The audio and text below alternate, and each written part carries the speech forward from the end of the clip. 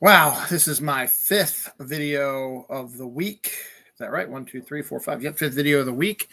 And it's finally Sunday, but we're not here to talk about that. We're here to talk about my road to 500. This is Dylan Lang. I run a show called Dylan Knows. My 500th episode is next weekend. That's the next episode I'm going to do is 500. I did 499 last night. So 500 is next one for next weekend. And to celebrate, I'm listing my top 500 films that I like. Not that you like. You might like some of them, but you might not like all of them. But these are the films that I like. And I don't want to hear anybody say that movie sucks, you're terrible, you're an idiot, whatever. These are my opinions. You do not have the right to tell me what my opinion is. It's my opinion. Just as I have the right to say, if you made a list and there are movies on there that I didn't like, I can't say you're a freaking moron. But we're not talking about that right now because I'm going to try to get this moving because I've done about, in this series so far, I've been about 5 hours of content. So this will probably be another 2 hours plus added to that. But I want to try to speed this up a little bit, so we'll see if it actually happens. But yeah, this is my list of 500 films that I like. The ground rules are they could have been in movie theaters, streaming, direct to video. Those are all ones that I have chosen my movies from. They are not all amazing Academy Award winning nominated pictures and winning and nominated pictures. And it's not the types of movies that the film snobs of the world unite against. In fact, a bunch of the film snobs ever saw this list, they would probably scream and yell and burn my house down because none of their God filmmakers are probably on this list that they love. Anywho, this is my list again. It is a fluid list, which means that this is the list for right now, May 7th, right? Today's May 7th. Yep. 2023. This list could be changed as, once I'm done the 500 list, it could change next week, next month, next year, next 10 years. Things could change. There are movies I haven't seen yet that haven't even come out yet. There are movies that are out that I have not seen yet. So if I eventually watch those, they might take the place of some of these movies on here. So this is a fluid list. This is not the end all be all like a lot of these lists you see. I think the AFI did a really good job when they did their top 100 movies of all time. And then they went back and revisited it and changed some stuff depending on new allegations, new lights and stuff like films in new light, stuff like that, and take a look at things. So you just understand this. Would I do this list again? Maybe.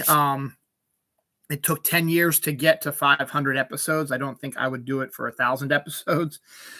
But I don't know, maybe for 750, maybe. We'll see. I probably won't. Or maybe just one day I'd be like, hey, there's a whole bunch of new movies that I like that have come out over the last 3 or 4 years. Let me rank them and see how they list here. So we'll see what happens. So as I said, fluid list could change. The base of the numbers is a lot of the stuff I chose is rewatchability is the biggest thing right now. Are these movies that I can sit down if I'm not going to watch a new film, say what I feel like in the mood to watch. And these are, some of the films that, where they are slotted as films that I would definitely want to watch ahead of the other ones behind it. Something great that a cast member or cast members did, something great a director did, the storyline, effects, editing, whatever. So musical numbers, whatever. So we'll see like that. So we are doing numbers 300 through 201. So let's get started right away with one of the biggest movies of all time. Number 300 is Titanic. The story itself is garbage. Sorry, James Cameron, but your last few stories have been garbage. It's basically Romeo and Juliet on the Titanic. But the reason why it's number 300, not only because of the, it's the top in the top 5 of the highest grossing films of all time. But the main reason is because James Cameron, despite issues I have with him, he goes all in and he does prove it stuff. So, he wants to do a specific shot, but there's no camera available to make that shot. He builds the camera. Or he's so obsessed with Titanic that he wanted to make an exact replica of Titanic on screen. So for the set design, he used everything that was in the Titanic, the same carpet swatches and linens and glassware and stuff like that. He was able to scour everything and find it. Plus, the actual, once the beginning, you get the movie itself, I guess in general, was 2 hours and 45 minutes long, which is the length of time it took for the Titanic to sink. He nailed it to the exact second. So stuff like that makes this film good. I am not as upset as many people are when he did I'm the King of the World, when he won Best Director. You just won an Oscar. So yes, you are technically King of the World. People found it pretentious, even though he has a pretentious asshole. I didn't find that particularly pretentious, but good job for that. 300's Titanic. 299 is a film that I saw in a subway. I'm not subway, I should say a metro stop. One of my visits down to DC by myself, went to Union Station, and I don't know if they still have it, but Union Station is not just a train station, metro station, whatever. It's also a shopping mall, and it had a movie theater in it. And I happened to go down there one weekend when this movie came out, and I watched it at Union Station, which is kind of cool. So number 299 is Multiplicity, directed by Harold Ramis. I love Michael Keaton, and I get multiple Michael Keatons in this one. Andie MacDowell plays his wife in this one. And Bill Murray's older brother, I forget his name right now, is in it as well as another lead role in it. But the basic premise, this is all Michael Keaton's film. Michael Keaton discovers he is getting really stressed out between work life, house life with his kids and his wife, and trying to find time to do personal things that he just wants to take a break and do, like fishing or reading books or whatever. So once he has a really terrible, crappy day, he discovers a lab where a science experiment's going on where they're cloning people, and it has succeeded. So Michael Keaton convinces the scientists to clone him, and the clone comes out having all of his knowledge up to that moment, but is put in other situations. So they work it out, and the clone is going to become his work person because he's basically the same person. He's got all the same knowledge as the main Michael Keaton. So he goes in and he does the job spectacularly, but he can spend hours after work and early in the work and do overtime and go on trips and get caught up at work and get those promotions because he's not needed at home. So the other Michael Keaton is now free to start, taking care of the kids and his wife and stuff like that, and maybe find some time to do some stuff on his own. But then he realizes that being at home is just as rough as well, and just as busy, if not more busy than at work. So he goes and he clones himself again. And this time he creates home Michael Keaton, again, has all the same knowledge, and then goes and lets him be home Michael Keaton. So the regular alpha Michael Keaton can go and do what he wants, reading and fishing and stuff like that. And the clone Michael Keatons create their own characters because work one becomes, he starts off as Michael Keaton, but he's working. So that's going to be his attitude. And then the home one becomes home Michael Keaton. So he's got a different attitude. So Michael Keaton's playing 3 different roles. And then a 4th one pops out because then the clone said, hey, we need a little extra help as well. But they made a clone of one of the clones, and it's not perfect. So this is where the film gets a little off, is this one sort of becomes like a special ed sort of Michael Keaton, who is just sort of like a childlike atmosphere, and they have to keep him locked up. But the other thing that really makes this film be a little off kilter is the finale during a rainstorm, Andie MacDowell's character has sex with all of the Michael Keatons. So that's a little off-putting. But the movie itself is pretty fun. And if you like Michael Keaton, it's definitely worthwhile because you get 4 different versions of Michael Keaton. And he nails all 4 of them. So good for him. Number 298, we have 3 Men and a Baby. Directed by, of all people, Leonard Nimoy, who had only up to this point been directing Star Trek movies, but he decided to expand and try something else. So he made 3 Men and a Baby, based on a French film. The premise is 3 bachelors are roommates in a giant hotel or apartment, big apartment. One's an architect, one's a cartoonist, and one's an actor. And the actor, played by Ted Danson, had an affair with a woman he worked on stage with over in London. She got pregnant, but he didn't know about it, so he came back to America, and he's off on set making a film. So Steve Gutenberg is the cartoonist and Tom Selleck is the architect are left home one day when they discover a baby's left on their doorstep, and they have to learn to take care of the baby. And then they learn who it is, who the father is. And then the three of them kind of form this family to take care of this baby, and then other hijinks ensue. But that's the basic premise of it. It's a fun film. It's cute. And no, that is not a ghost in the scene. It is a cardboard cutout of a character hidden behind one of the sheer curtains. So you have that urban legend. It's not true. Number 297, we've got Speed, which introduced us to Sandra Bullock for the most part. She had done some smaller stuff before, but this was really her first major screen role opposite Keanu Reeves. We also get Jeff Daniels, who is a chameleon actor, can do any role. And I forget the insane bad guy.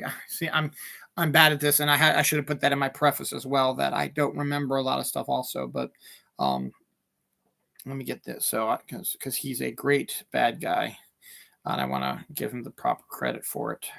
Dennis Hopper. He's always played in the good bad. Alan Ruck's in it apparently also. Glenn Plummer, Joe Morton, Richard Schiff. So some good characters, stuff like that. But it's a action film directed by Jan de Bont, and the chemistry between Keanu Reeves and Sandra Bullock is fire, and it's a high adrenaline action film, perfect summer movie if you just want to sit back and watch a brainless thing.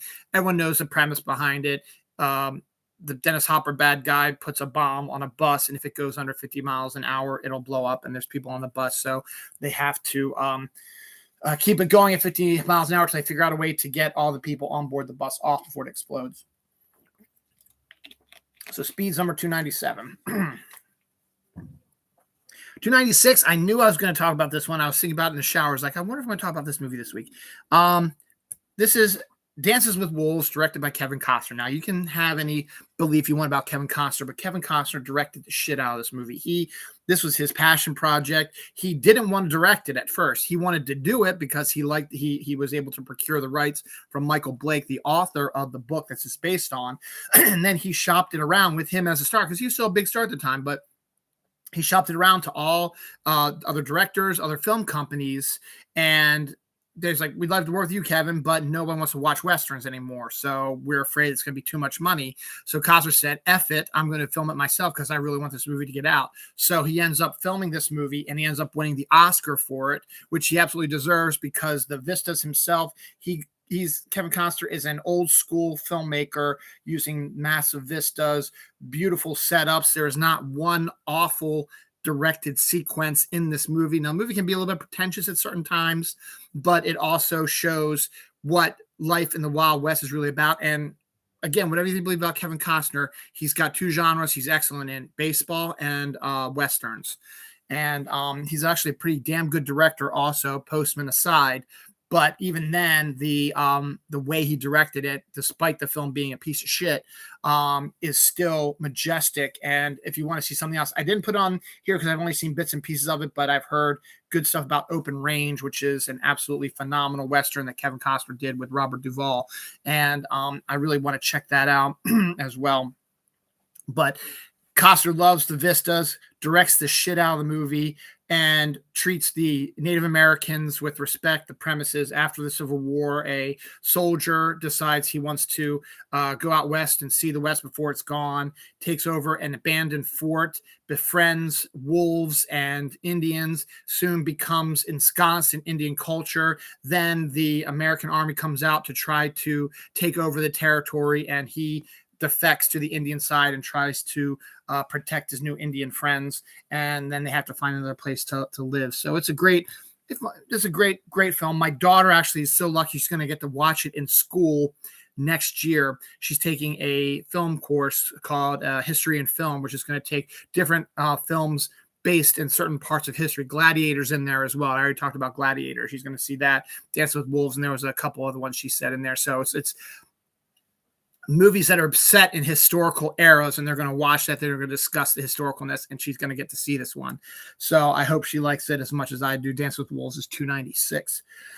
295 is another show a lot of people don't know about. It's a quiz show directed by Robert Redford, starring Rob Morrow from Northern Exposure and Ray Fiennes. and John Turturro is in it as well. And this is based on a true story about the 1950s quiz show scandals. Remember, in the 1950s when TV just started, quiz shows were a huge, well, they're still pretty huge now, but a huge show, a huge event to watch on television. And there was the most popular one called the $20,000 question, I think is what it was. And there was a contestant played by John Turturro, who's this Jewish sort of crazy sort of guy who's so smart that he's been, the champion for so long. And then we discover that the whole thing is fixed, that the people who run the quiz show, they fix the competition for certain people.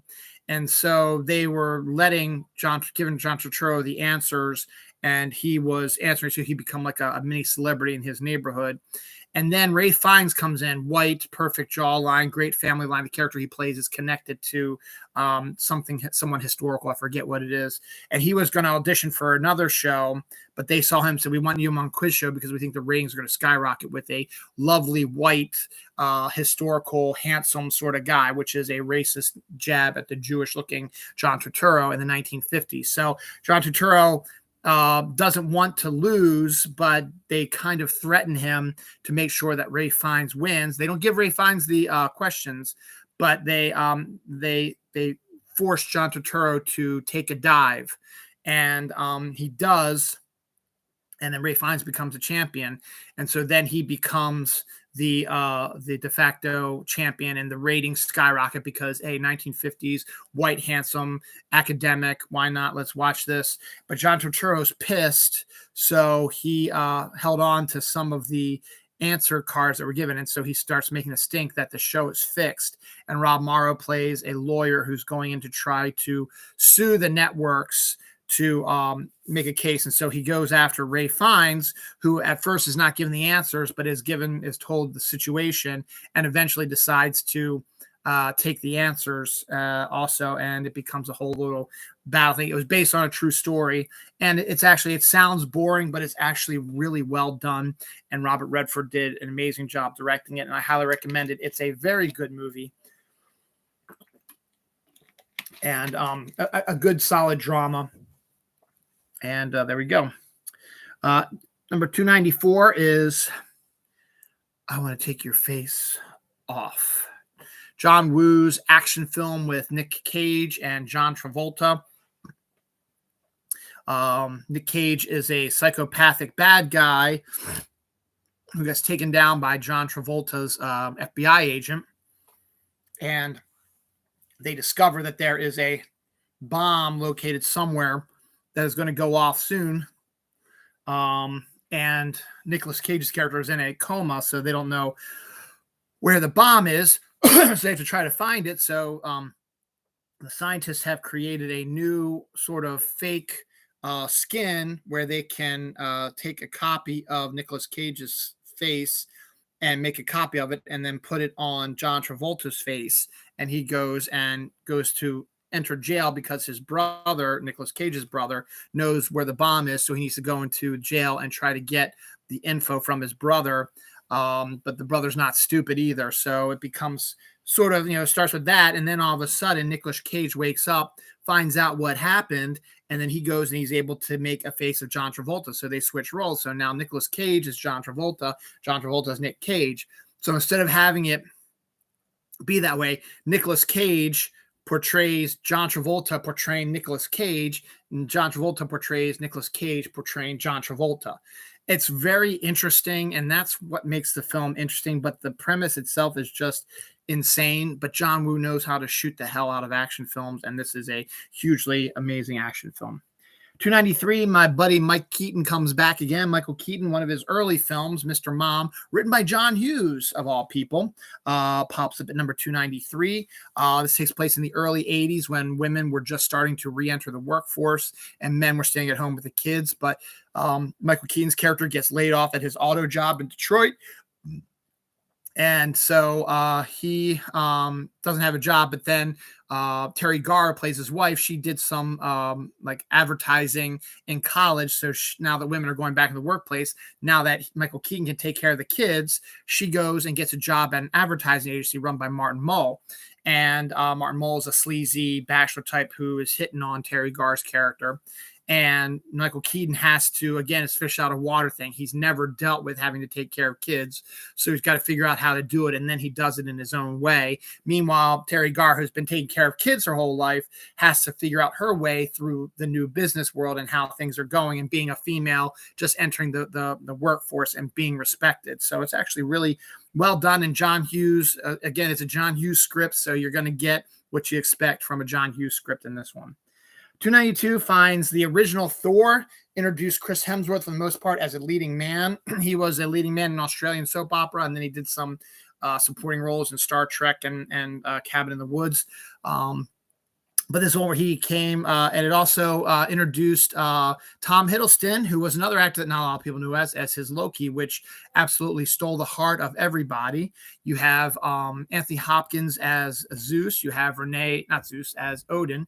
You have Rene Russo as his wife Freya, and it's basically a brother battle where Thor is this brash young man who attacks the frost giants when he should not have, and Odin banishes him to Earth without his powers, and he hooks up with Natalie Portman and her crew of scientists, and he has to learn his ways, and then Loki is trying to weasel his way into becoming the king of Asgard, and also destroy his brother at the same time.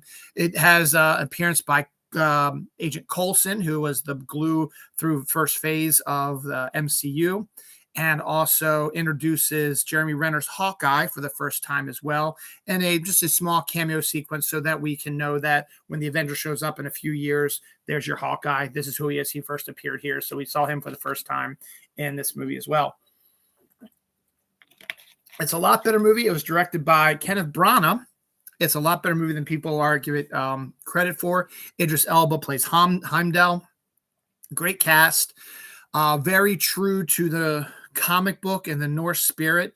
The bits on Earth are hilarious. The love story between Portman and Hemsworth is great because they have great chemistry together.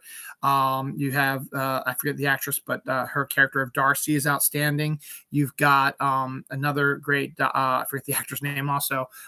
His sons are huge actors in the world as well. And he's Swedish, I believe. He has a good role in here too. So it's a great cast, a fun movie, just so much fun, and it's just a nice one to just sit back and relax. We just want something quick and fun to watch. This is the one to do that with. 291 finds Logan, another comic book movie. This one though is not quite your typical type of movie. This one takes a look at, basically is taking crib old man Logan. So it's way in the future. Logan, the mutants have basically been wiped out. There's a few remaining here and there. Professor X is suffering from dementia, and when you're one of the most powerful psychics in the world, that can cause some major issues. Logan is a limousine driver who's taking care of Patrick Stewart's Professor X as his caretaker, and eventually they discover a young girl who seems to have the characteristics of Wolverine, and we discover that it's his daughter through scientific experimentation. They created this girl out of his DNA, and so basically it's his daughter. And now the government that created her wants her back, and so he wants to help. And so he takes Patrick Stewart and her on a road trip to go to the promised land of Canada, which is where supposedly everything is better. And along the way, there's a lot of stuff. It is a really good futuristic look at superheroes. It is an R-rated film for language and violence. There's even a little bit of nudity in it as well.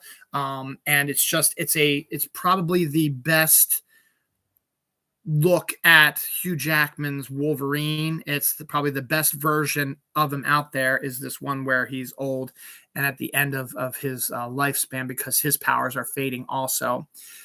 So it's a really, really good movie, and I'm kind of surprised myself that I have it this high up. I should have had it down lower, but I can't think of why I had this high. But you know what? At this point, as I said, it's a fluid list. Next time I do this list, it might be down in the 100s. You know, never know. But right now, it's number 291, and it's still highly recommended. All these films that are on my list, all 500, are all highly recommended, and all of you should see these movies at some time.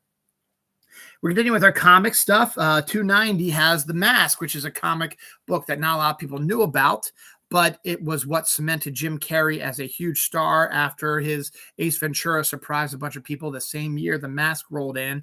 And it was a double bang because both were major hits, made Jim Carrey a huge star. And this one is way better than Ace Ventura. Ace Ventura is not on my list for various reasons. It's still a funny film, but it has not aged well, I should just say. And there are some bits that are just a little too outlandish for me. My wife would probably disagree with me. She'd probably have it on her list, but I do not have it. But The Mask is, and I hadn't seen it for a while. My daughter wanted to check it out. She'd heard good things about it. So we watched it about a month or so ago. So it was fun to revisit it, to see all about it. It introduced Cameron Diaz to the world as well. And the premise is a kind of a bookish bank worker is getting used by a mafia sort of guy through his girlfriend, played by Cameron Diaz, to try to learn about the best way to attack this bank. And so he gets rejected by her and other people, and he's walking home from a party, and he sees what appears to be someone he believes is drowning in the water. So being a good guy, he jumps in to save them, but discovers it's just a mask, a wooden mask. So he picks it up and takes it home, puts it on, and he becomes this character that is basically his id, where everything that he suppressed and all the crazy, wild stuff that he would never ever do comes out in this persona, and this mask makes him fluid and stringy, and he can jump around. And his favorite thing is Tex Avery cartoons, so he can make himself look like the cartoons and does all kinds of stuff and can't get killed and stuff like that. And so the mafia people find out about this because he starts attacking the mafia people's bases. So they discover they want this mask as well. Meanwhile, there's a police officer played by Pete Riegert who is trying to catch him, because even though the mask is attacking mafia stuff and stuff like that, he's also doing other things as well. He robbed money from the same bank that the mafia people wanted, so he can live a lavish lifestyle, stuff like that, because he would never do that in real life, but this id just does whatever they want to. So it's a great cartoonish comic movie, and Cameron Diaz is luminous, and Jim Carrey has never really been that much better. One of his best comedic roles out there. 289 finds Die Hard 2, Die Harder. A lot of people don't like the sequel, but I enjoyed it. I saw it in the movie theater on the opening night, or actually it might have been the preview night before it, because it came out on July 4th. So I think I saw it on July 3rd. And it takes the premise of the original movie Die Hard, but puts it in an airport in the middle of a giant snowstorm. It's what you expect. But it's a entertaining film, has some nice bits in it. Renny Harlin directed it, so it's a good action film. And Bruce Willis can do this character in his sleep. Bonnie Bedelia reappears as his wife, and as does William Addison as the sleazy news reporter as well. He reappears in this as well, but we get all new bad guys and new allies and stuff like that. So good film. 288 finds us with a film shot partially in my hometown of Baltimore, Sleepless in Seattle. That Tom Hanks and Meg Ryan are said to have amazing chemistry, and they showed it in Joe versus the Volcano, and they show it later on in You've Got Mail, but this was the middle movie of their trilogy. And the funny thing about this movie is they only see each other twice in the movie, and it's very brief both times. But the chemistry is there. But it is a wonderful romantic comedy directed by Nora Ephron, and again set partially in Baltimore. Meg Ryan is a reporter for the Baltimore Sun. Her best friend is Rosie O'Donnell, who's also a reporter for the Baltimore Sun, and Meg Ryan lives in Fells Point. She's going to be marrying Bill Pullman's kind of nerdy-ish sort of character. And meanwhile, we have Tom Hanks. Tom Hanks was I forget what he was, the architect, I believe, who was living in Chicago with his wife and son, and his wife dies of cancer, I believe. So he's a widower, and he can't stick around there because everything reminds him of his wife. So he moves him and his son out to Seattle, and there he starts working for Rob Reiner's agency, where they're building stuff, and they have a nice little house on the water, and they've sort of acclimated, but Tom Hanks is still suffering widower stuff. And so one day, on Christmas Eve, actually, Tom Hanks's son is seeing how depressed Tom Hanks is over the death of his wife. So he calls up a radio talk show, which is about, by a psychologist, and tells a story about his dad and how he's not been the same since his mom died, and so on and so forth. And Tom Hanks catches him doing it. No, actually doesn't. The psychologist asks the boy to put the father on the phone. This is live and it's going nationwide. And so he gets on the phone and they start having a conversation. Meanwhile, back in Maryland, Meg Ryan is on her way to Bill Pullman's family's Christmas party on Christmas Eve. And she's driving along because Bill Pullman has to go ahead to be with his family to help set up. So she has some last minute work to do. So she's listening to this as well. And she is feeling really emotional about this guy. And she starts having feelings for someone that she just heard on the radio, which is also the fact that she's been kind of doubting her relationship with Bill Pullman's kind of nerdy character as well. And so from that point on, she becomes obsessed with trying to find out who this guy is. And there's your premise. And I'm not going to get much further, but yes, partially filmed in Baltimore, filmed on Christmas Eve, New Year's, and Valentine's Day. So, being a holiday guy, it's my type of thing. Great supporting cast. Rita Wilson, Tom Hanks' wife, is in it as well. As I said, Rob Reiner, Rosie O'Donnell, and I get this actor's name right because I love his work also. I don't want to butcher it. Victor Garber, that's who it is. Victor Garber's phenomenal in it. He plays Tom Hanks's brother, who's married to Rita Wilson, who is Tom Hanks, which is just funny. But Victor Garber is outstanding in this as well. So it's a great film, a romantic comedy that isn't your typical romantic comedy because the two romantic leads do not meet except for one time in the middle of the movie for a brief second and then at the end of the movie. So other than that, it's just great performances between these two, and it's outstanding. 287 finds The Hunger Games, the hit movie with Jennifer Lawrence based on, and Stanley Tucci's in there as well, Woody Harrelson, and the director of Cocaine Bear, Elizabeth Banks, she's in that as well. And Hemsworth's brother Liam is in it too, and I can't remember Peter's name.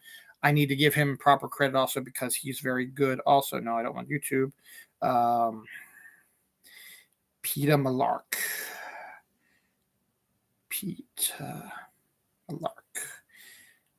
Played by Josh Hutcherson. So, and The Hunger Games is actually a really good premise based on a trilogy of books. It's a post-apocalyptic world where the rich have won the war and are oppressing the poor. They've divided the United States into 12 different districts, each one delivering something important for the main capital. And we go to District 12, where the really, really poor people, Jennifer Lawrence, stuff like that, are trying to survive. And every year they have the Hunger Games, which is a thing where two tributes from each district have to fight in a battle royale to the death to bring, and the ones that survive, the one who survives at the end becomes the hero and gets to live in a lap of luxury and stuff like that. But it's something that the capital put in place to keep the districts from rebelling. But Jennifer Lawrence's character sets out to change all that. So that's all you really need to know about that. You know what The Hunger Games is about. I'm going to keep moving along here. But a great film and a great version of it. Catching Fire was also very well done, and I have not seen the last two. Catching Fire does not make an appearance on the list, and I have not seen the last two because they split up the last book into two. And then the prequel's coming out in November, so we'll see what happens. 286, we find Bull Durham. As I mentioned when I talked about Dancing with Wolves, Kevin Costner is only great in two genres, baseball and westerns, and Bull Durham is baseball. I forget who the writer director is, but I'm not going to explore because I got to keep moving. But he's from Baltimore as well, so that's great. But it's a story about the minor leagues, minor league baseball, and Kevin Costner plays an aging player who was never good enough to make the show. Has been in the show a couple times, but is never good enough to stay in the show. So his name is Crash Davis. He just sort of is a catcher, and he's just riding out the rest of his life. He doesn't know anything other than baseball. So he's like a 39-year-old baseball player starting to think about retirement and stuff like that, and never making it to the show. And he is tasked to mentor young pitching phenom played by Tim Robbins, who has the juice to become a major player in the game. And so Costner has to, control him a little bit because he's a wild, insane young guy and has no control. And Costner has to sort of teach him control and stuff like that. And then the two of them vie for the affection of Susan Sarandon's baseball groupie, who basically is a woman who knows everything about baseball, but she also likes to have sex with multiple baseball players as well. Robert Wool as the coach is great. And there's one of the most iconic scenes in the film is when the entire baseball team comes out onto the mound to discuss wedding preparations. You just have to see it for yourself to see it as outstanding. But it's a real nice look at life and what the minor leagues actually are. People might not know exactly what the minor leagues do in the minor league baseball and what it's like. It's not like the majors at all, and this goes to prove it. And they throw in a little bit of a love triangle in there as well to make it more interesting. It's rated R. There's a bunch of sex in it. I don't think there's any nudity. I don't think Susan Sarandon gets naked, but she has a lot of sex in it, and sex talk and stuff like that. But it was interesting because Tim Robbins and Susan Sarandon were married at that time when they were making that movie, or that's where they met and they ended up getting married. So Bull Durham is a good film. Check out, definitely. 285 is Out of Sight. A great film with George Clooney and Jennifer Lopez. Who else is in that? It's a caper film. It's just a wonderful film based on a novel, I believe, and I don't really remember much about Out of Sight, to be honest. I do remember I really liked the movie. That's why it's this high up. But let me just get a little bit of a Out of Sight.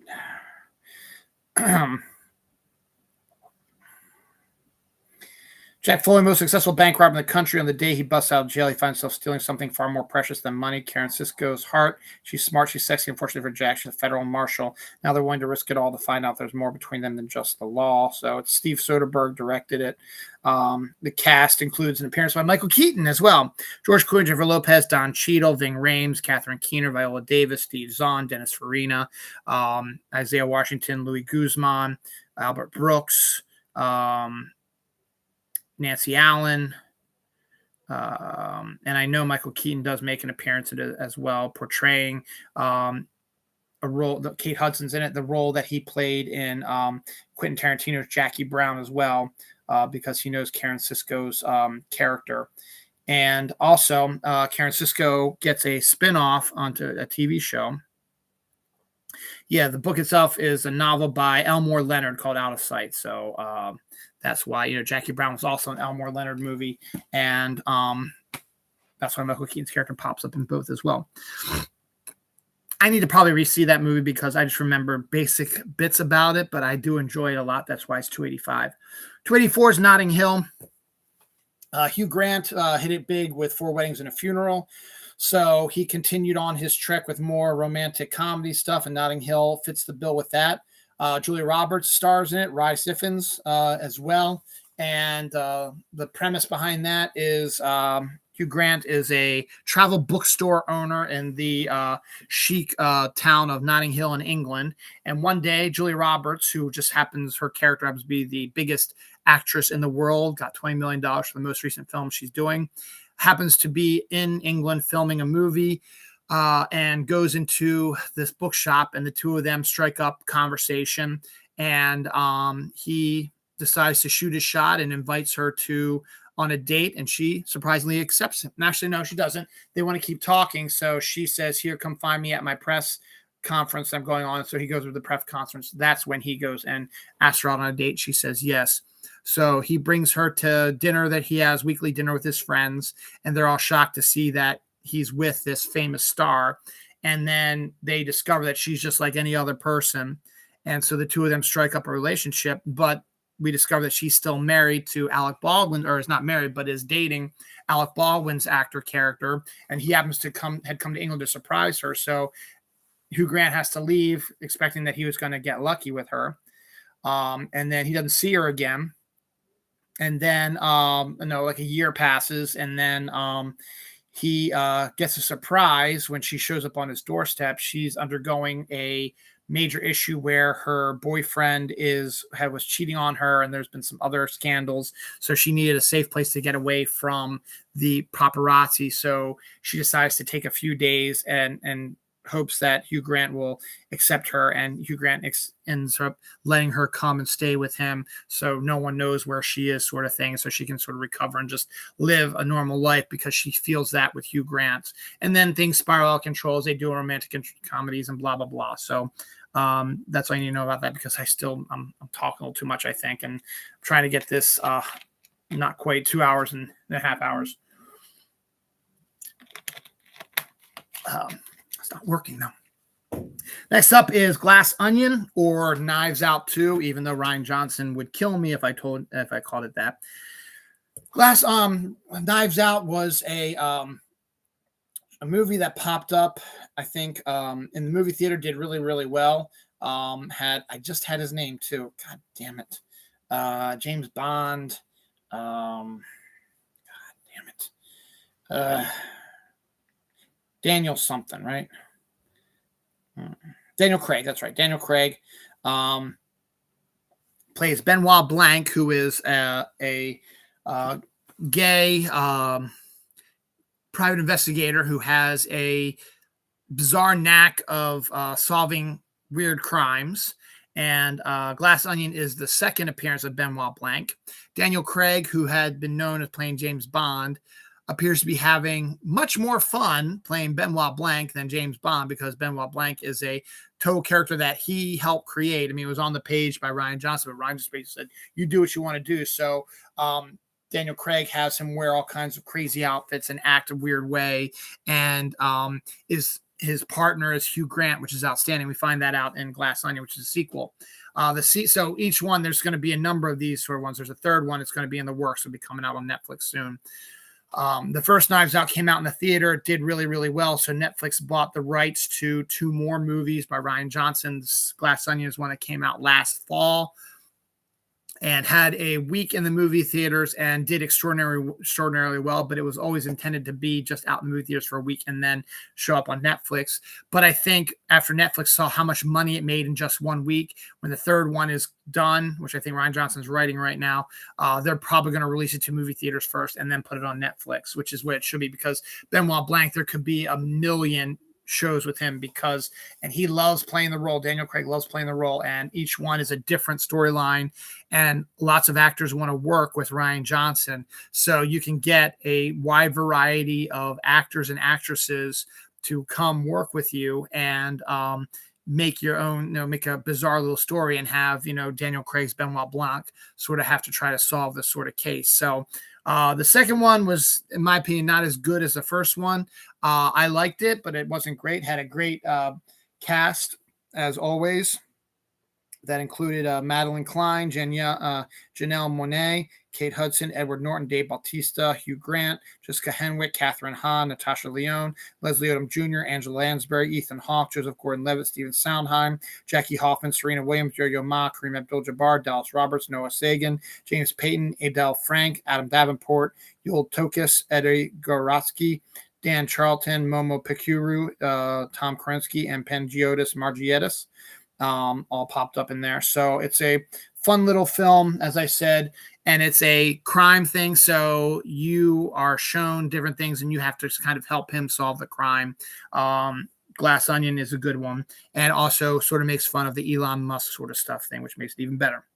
Number 282, some people probably call this blasphemy, but the original Superman movie pops up at 282. Christopher Reeve, to me, is still going to be the iconic Superman, despite all of the Snyderverse fans screaming that Henry Cavill is the best Superman ever. That's a bunch of bullshit. I like Henry Cavill, but he's not the best Superman ever. He needs a good director, but he's not going to be able to do it anymore because he's too old to play the role right now. He was good, but he just happened to be stuck with that asshole Snyder directing him. If someone else would have directed him, maybe he would have been up there. But Christopher Reeve is still the iconic Superman, still the original, still my Superman. And it is a shame that his life got shortened as it did. But in this film, it's not as good as the second one. That's why Superman is here and Superman 2 is down further down the line. But it was like the kind of the first real superhero movie of his time. Came out in 1978. So there really had been no other real big Superman movies. The Batman TV show was only about 10 years earlier than that. And then the Wonder Woman TV show, after the success of the Superman one, sort of came out and spun off out of that. And that became hugely popular. The same with the Hulk TV show sort of spun out of the popularity of Superman. Directed by Richard Donner. Margot Kidder as Lois Lane is great. Gene Hackman as Lex Luthor is also iconic as well. Ned Beatty as his lapdog is also hilarious too, to add some extra humor to it. You even got Marlon Brando, who by 1978 had already portrayed the Godfather and was in Apocalypse Now and all this stuff. So he was considered a huge thing. He played Cal's father, Jor-El. He was like the main star. They said Marlon Brando, yeah, Christopher Reeve, who's playing Superman, is right here. Gene Hackman, great as Lex Luthor, as I said earlier. But in the end, it's not the greatest movie of all time, but it is the first. It's iconic, and it is the one that sort of showed that, hey, comic book movies could actually work. And it was a shame that, Superman 2 came out and then it was most comic shows were on TV, and then a real comic book movie did not. And then Howard the Duck tried to change that, but that didn't work. And then a real comic book movie that really showed things didn't come out till 1989, and that's Batman, and then the rest is history. But Superman was the one that started it all, and Christopher Reeve is still the iconic Superman. Sorry, Snyder fans, he is. And sorry, Cavill fans. As I said, I like Cavill. He's a good Superman, but I didn't like his version of it because it was Snyder's version of it. And I have a lot of issues with it, and it's not just because of Snyder. That's besides the point. 281, we find the sequel to a film I talked about earlier, Kill Bill 2. I find it better than the first one just because the first one was a little bit more uncomfortable for me. This one was a bit more action oriented and gave us a lot more stuff, including the Grand Denouement at the end of the movie. But just as good. I wish there would be a super cut of this movie, Kill Bill and Kill Bill 2. It might be like 5 hours long, but it might be outstanding to just see it all at one time with maybe intermission in there in the middle. Well worth your take if you like Kung Fu. And Tarantino does do different types of styles, so he did a really good job with that as well. I'll give him credit for certain things. There are other things I hate about Quentin Tarantino, but the Kill Bill movies are still up there as some of my favorite Tarantino-esque films. 280 finds another sequel, Santa Claus 2. The original Santa Claus pops up a little further down the line because the storyline is a little bit better. But the second one is great due to what's Elizabeth. I want to say it's Allen, but I don't think it is. Santa Claus 2. Let's see how close I was. I think her first name's Elizabeth. Yeah, Elizabeth Mitchell. Yep. So the Santa Claus 2 has Tim Allen's Santa Claus having to find a Mrs. Claus in 30 days. He's going to lose all of his Santa Claus powers. So in order to do that, he's got to go back to Earth, and not Earth, to his hometown instead of being up the North Pole. So he gets David Krumholtz's main Bernard, his main elf, to create a plastic copy of him to run the North Pole, and the elves not knowing that it's a copy and not knowing what's going on with Santa, which is one bad thing to do because you're supposed to tell them what's going on, and you should have left Bernard in charge instead of having someone else as Santa Claus in charge. That's besides the point. So he goes back and shacks up with his ex-wife and her new husband, who are they're all now friends, and also hangs out with his son. And his son has been having some issues. He's now a teenager, and he's been, he no longer like idolizes his dad as Santa Claus. He's in that sort of teen phase where he's just sort of doubting everything. And so he has to find a wife, and he finds it in Elizabeth Mitchell, who is his son's principal or teacher or something like that. And that makes it even worse between him and his son. But, this typical sort of stuff, but it is a fun, silly, good sequel to the Santa Claus stuff, and a very good Christmas movie, good double feature to watch with the original Santa Claus as well. 279 finds Disney film Encanto, which I actually found extraordinarily great. I loved it so much, but it's just higher up here because I have some movies I like a lot better than it. But it is in and of itself a really good Disney film. Outstanding. Lin-Manuel Miranda music. Stephanie Beatrice is phenomenal as the lead in Encanto. And the grandma is absolutely horrible. But I guess she kind of has to be to make the movie work. But in the end, I did not like the grandmother role. But the music's great. The storyline's great. John Leguizamo is great as Bruno as well. So a good little cast and great animation and a living house. You can't beat that either. Children that get special powers. Gotta love that as well. Speaking of children with powers, number 278 finds X-Men, the original X-Men from 2000. Patrick Stewart, James Marsden, Rebecca Romaine, what's her face is playing? I don't know. Hugh Jackman's first appearance as Wolverine as an X-Men. Ian McKellen's Magneto. Anna Paquin as Rogue. Halle Berry as Storm. Not Bruce Davison. I forget who played the bad guy.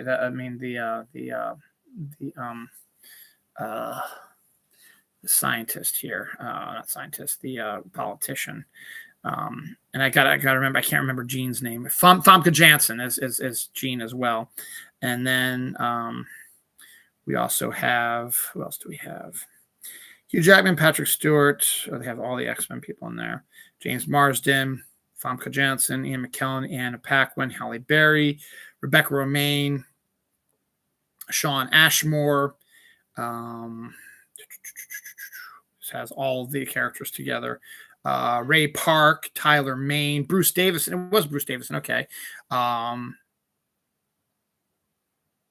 That's about it. Those are the ones you really just need to know about. But yeah, so those are great cast, directed by Bryan Singer, who has had a lot of issues.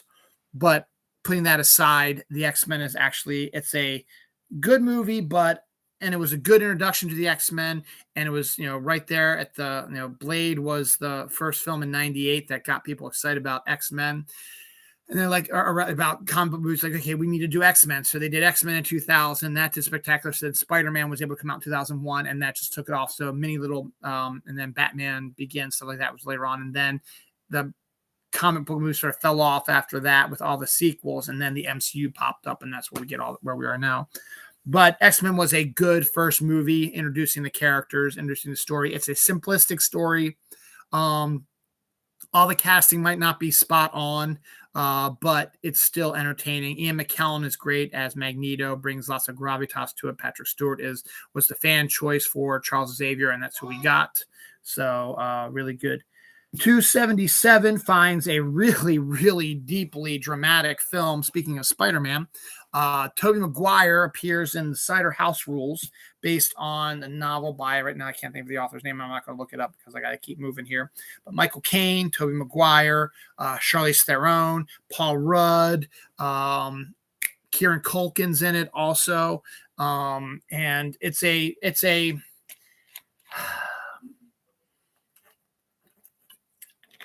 hard film to watch, but it's a good film to watch. It takes place in the 1950s. Paul Rudd is dating Charlize Theron, but they're not married. But Charlize Theron gets pregnant, and she doesn't want to have a kid, so they go to try to get an abortion, but abortion's illegal at that time in the 1950s. But there is one place they heard about. It's an adoption center where they still have abortions. They perform abortions there, but it's also a place where children who are left behind or whatever, if women don't want to have abortions, but they have their babies, they have nowhere else to go, but don't want to take care of them, they take them to this spot and they get rose up. And it's an orphanage for the most part. And the abortion is performed, but then, it's also, as I said, a place where, kids are. Tobey Maguire plays a orphan who has never been adopted. And so Michael Caine, who runs the facility, sees something in him and knows that, I don't have a lot of time left on this earth. So I want to pass on my knowledge to somebody. And Tobey Maguire's character is perfect because he's been here forever. So he starts teaching him how to do abortions and how to run the facility and stuff like that at the age of, he's 18, 20 years old. So he's being taught all this ahead of his time because he's never going to be adopted now because he's so old. So now he's also been in charge of the boys and the older students to help them to sort of, maneuver them and take control of them when they need to. But Tobey Maguire yearns to leave the orphanage just to live life for a little bit. He doesn't want to live there forever. And he sees Charlize Theron and Paul Rudd as his opportunity to do that. So he asks them if he can go with them, which upsets Michael Caine, obviously, but they say yes. And so they drive to Charlize Theron's orchard where her family makes cider. And Paul Rudd was in the military, so he has to go back to the front, and Tobey Maguire is going to work at the cider house with a bunch of guys who just wander up and not just guys, but men and women who just wander up and down the East Coast to doing odd jobs during the year because jobs are not really available. And they work this place, the cider house. So he becomes a cider house guy, and he falls in love with Charlize Theron's character. And since Paul Rudd is off fighting now, Charlize Theron feels lonely, so she returns the affection and has an affair with Toby's character. Meanwhile, Michael Caine's abortion adoption place is in the threat of getting shut down. And he hatches a scheme to try to make sure that his legacy remains. And even though he stays in contact with Tobey Maguire's character, who keeps saying, I'm not coming back. But Michael Caine keeps trying to convince him because he is telling the people who are running his facility that, they are going to just do the opposite of what he likes. So he says that he hates this one doctor that looks like Toby, even though he wants Toby to be this doctor. So they're also like, we need to bring this doctor in to do that. So it's just a matter of all that coming together. So it's a hard thing to watch. That bit, the bit about there's incest in there as well, and abortion, and a weird first sex scene for Tobey Maguire with Charlize Theron is just kind of weird. But it's beautifully shot, wonderful music, shot up in Vermont. So gorgeous leaves, gorgeous scenery, and a very good dramatic film, and highly recommend for everybody. So we go from high drama to high comedy with number 276, which is Weekend at Bernie's, which is just insane. Andrew McCarthy, Jonathan Silverman, Terry Kaiser. Basic premise about that is Terry Kaiser is a businessman who's been funneling money through his company illegally, and Jonathan Silverman and Andrew McCarthy discover it one day, but don't know that he's the one doing it. So he brings it to their attention. He's like, "Oh, that's great, guys. Why don't you come out to my house for the weekend? That's on like this beach in New York or whatever. Have a giant party with me." And he knows that, he's got to take these kids out because if it gets out that money's been laundered, they're eventually going to come back to the owner of the company. So he's got to take these guys out. So he has ties to the mafia, and says the mafia guy to come out and kill these two guys this weekend so that, I can hide my money that I'm laundering for you. But this businessman played by Terry Kaiser is having an affair with the mafia don's girlfriend. So they know it too. So the don decides, no, we're not going to kill these two kids. We're going to kill Bernie. And so the assassin goes out there, kills Bernie before the two kids come. And then the two guys come out there, discover Bernie's dead. And then they sort of get things crossed. They believe that they hear that Bernie wants to kill them, but then the assassin says, "Don't kill them in front of me," blah, or rather, or Bernie's like, "Don't kill them in front of me." So they believe that if they have Bernie with him, the assassin won't kill them.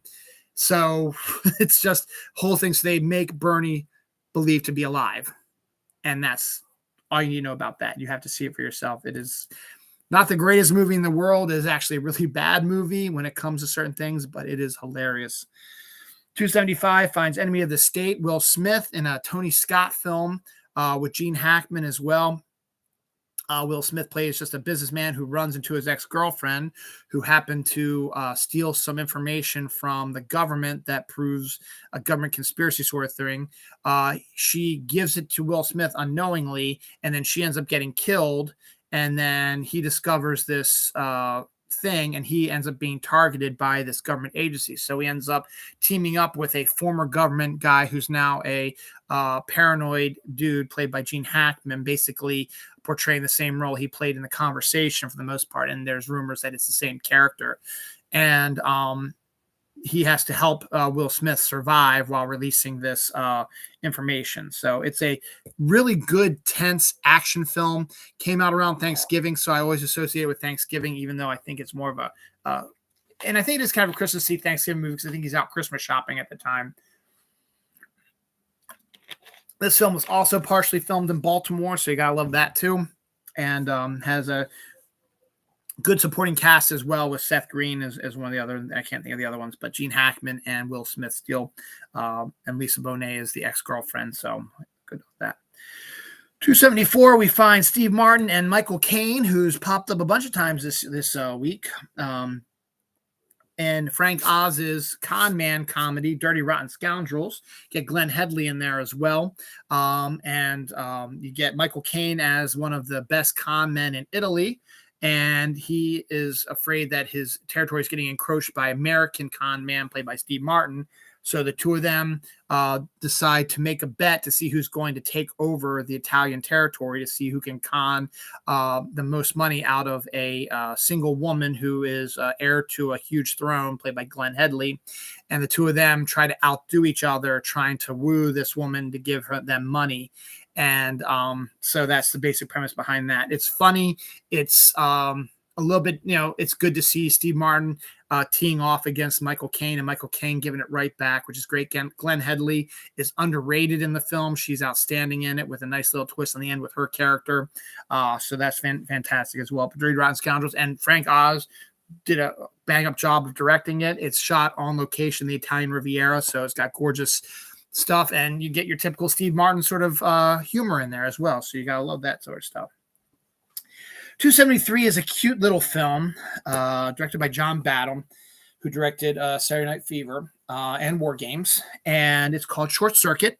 Got Ali Sheedy, Steve Guttenberg, and the basic premise behind that is the government has created 5 robots to be used as the next level of soldier. They go in, they got lasers on them. They'll go into enemy territory, and they're robots, so they'll zap people with their lasers and kill people. They've got all kinds of weaponry on them, stuff like that.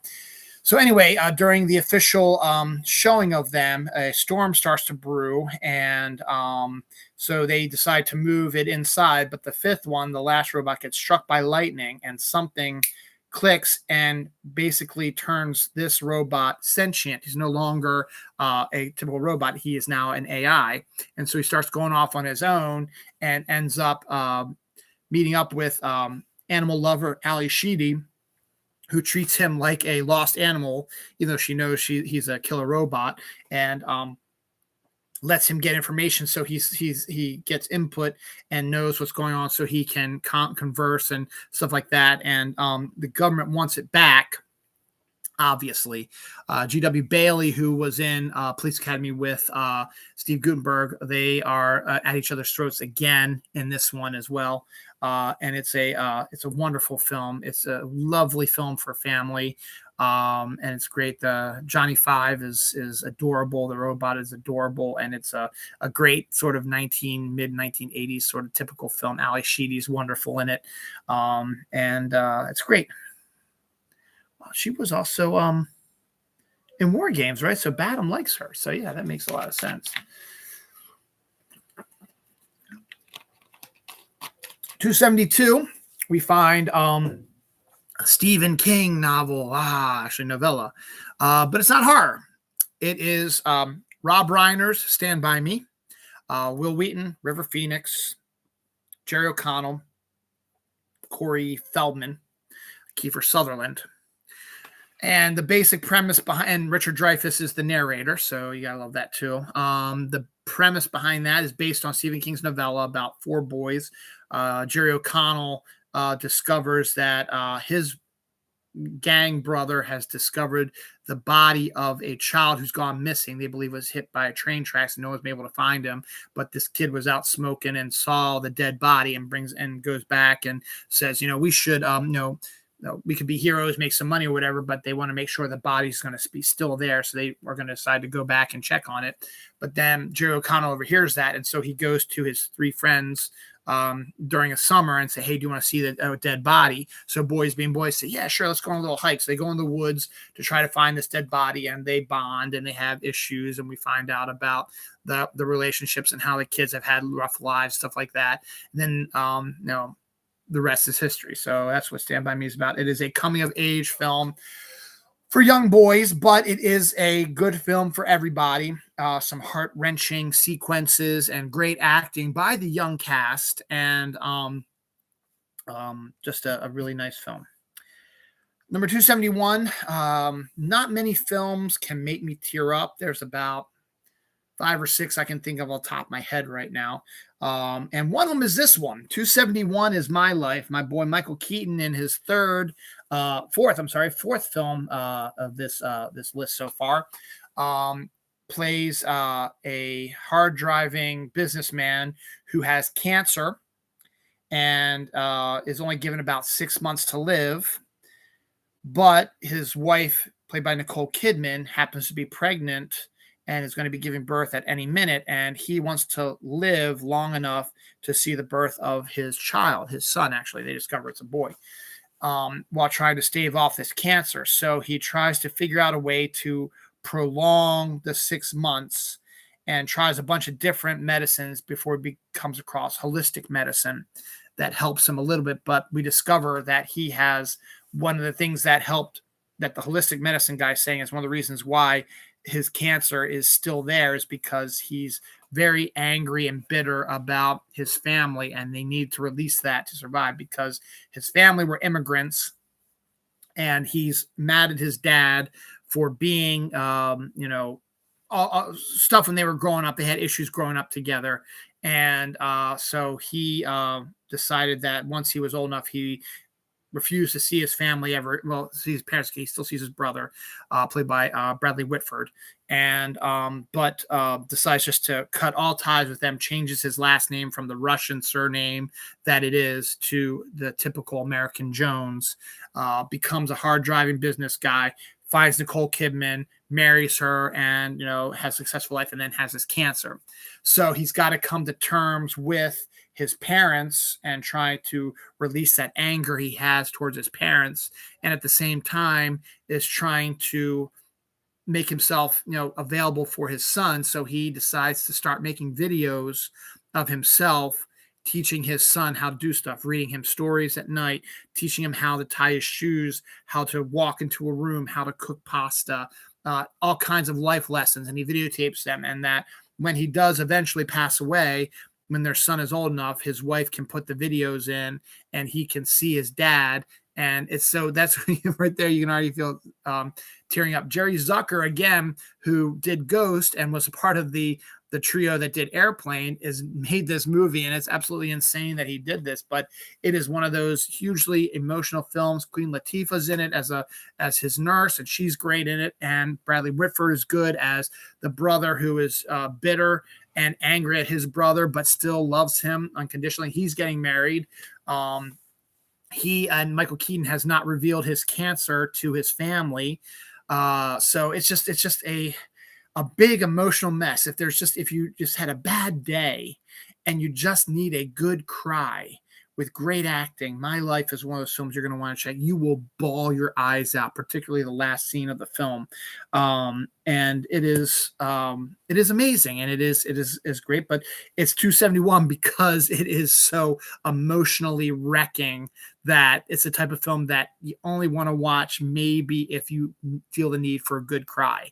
And that's what it is. 270 on the opposite end of that. 270 if you want to have an absolute insane laughing time. South Park, Bigger, Longer, and Uncut. The movie extension of the South Park TV show is exactly what you think it is, but they turned it into a movie musical with multiple musical numbers written by Mark Scheinman, who is a phenomenal musician. Great songs. Blame Canada. That's the introduction to South Park. Welcome to South Park, but it's set up like a musical, but it also has the South Park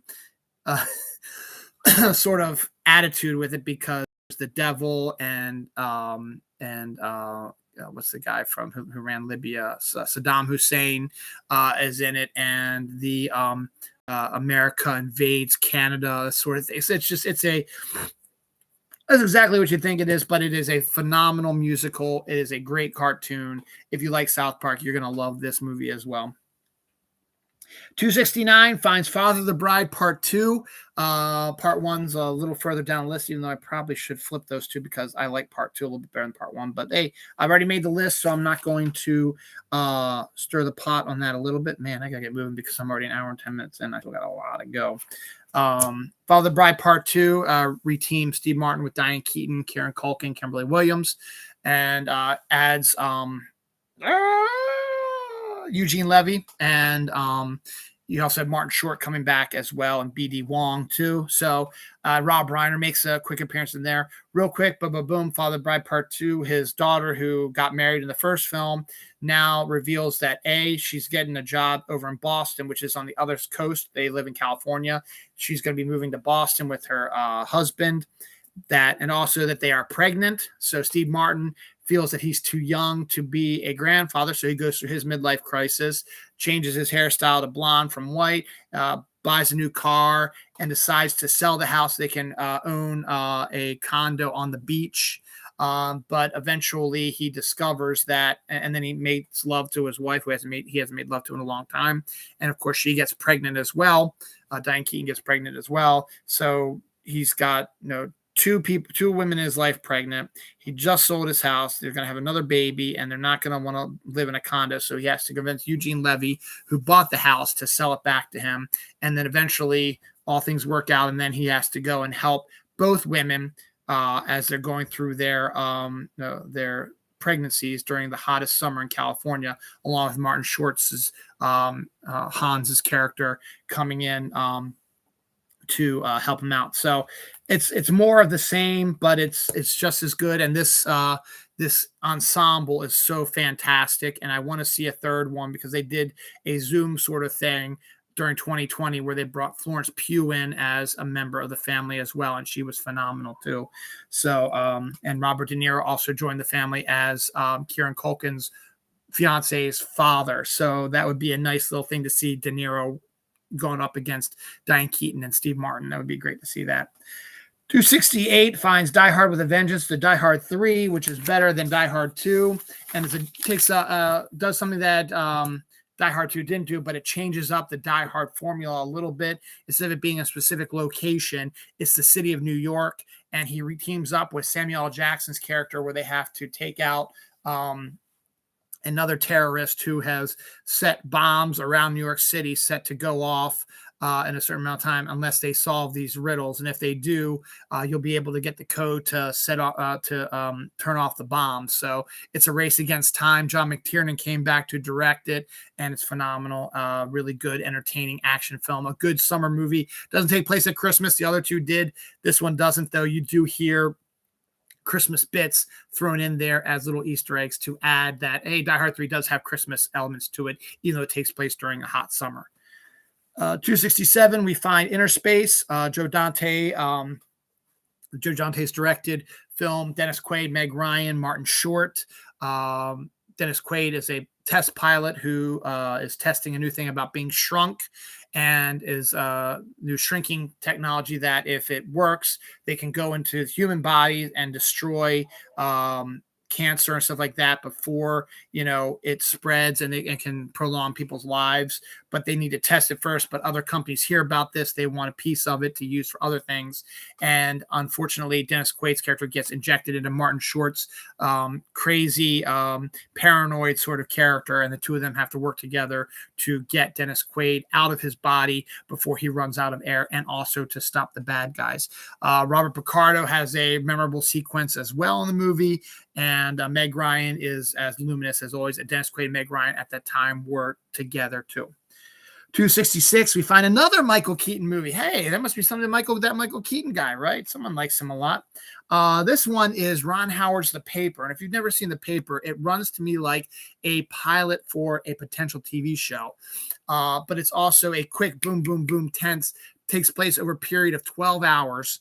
And Michael Keaton is married to Marissa Tomei, who's great. She's pregnant with their first child, and she's due any day now. Glenn Close plays a new editor, or not new, she's actually a regular editor there, who's trying to work her way up to become publisher. Publisher's played by Robert Loggia, then, or not Robert Loggia, the guy from Godfather. Killing me here. The Paper. Robert Duvall. That's right. Robert Duvall. Played by Robert Duvall. Who else in there? Randy Quaid's in there as a paranoid columnist. And is there any other big actors actually I can think of off the top of my head? No, but it is shot sort of cinema verite sort of style.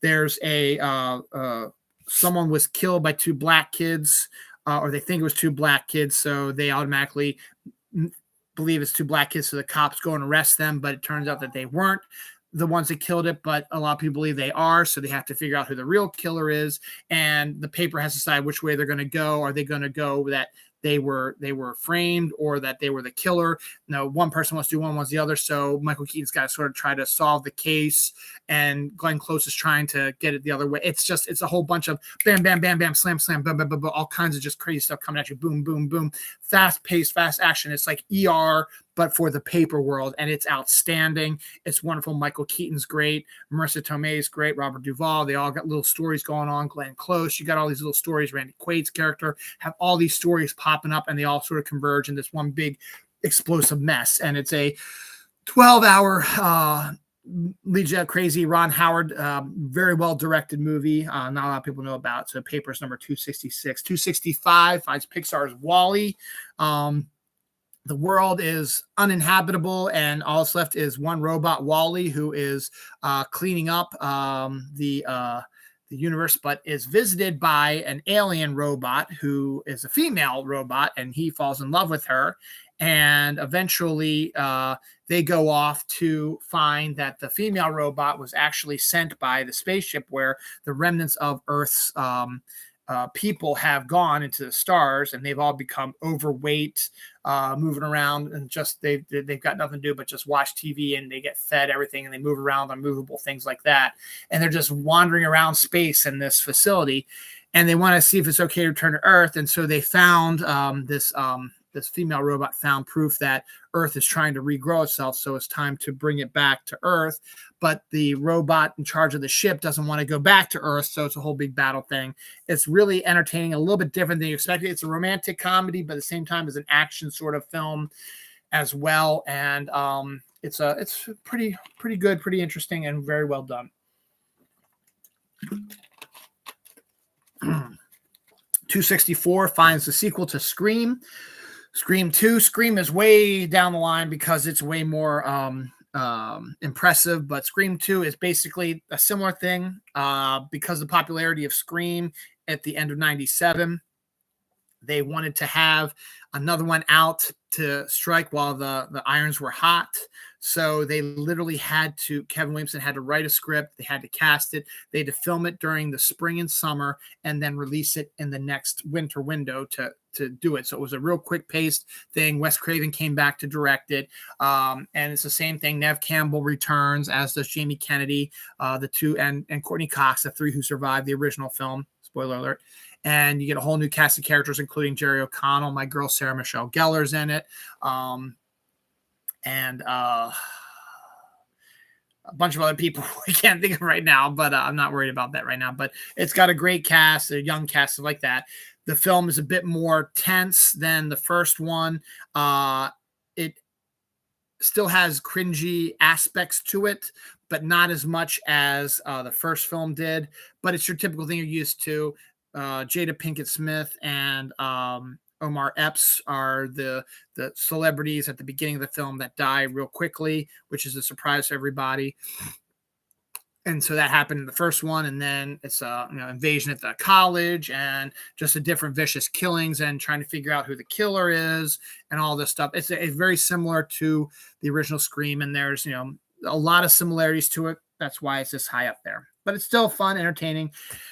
It's still good to watch the entire series because the series all has its particular moments that are great, including the tense scene in this one with the Ghostface knocked unconscious in a police car with Nev Campbell and her roommate stuck in the back of a police car, which they can't get out of, and they have to they have to somehow crawl over the unconscious killer. It's intense and crazy.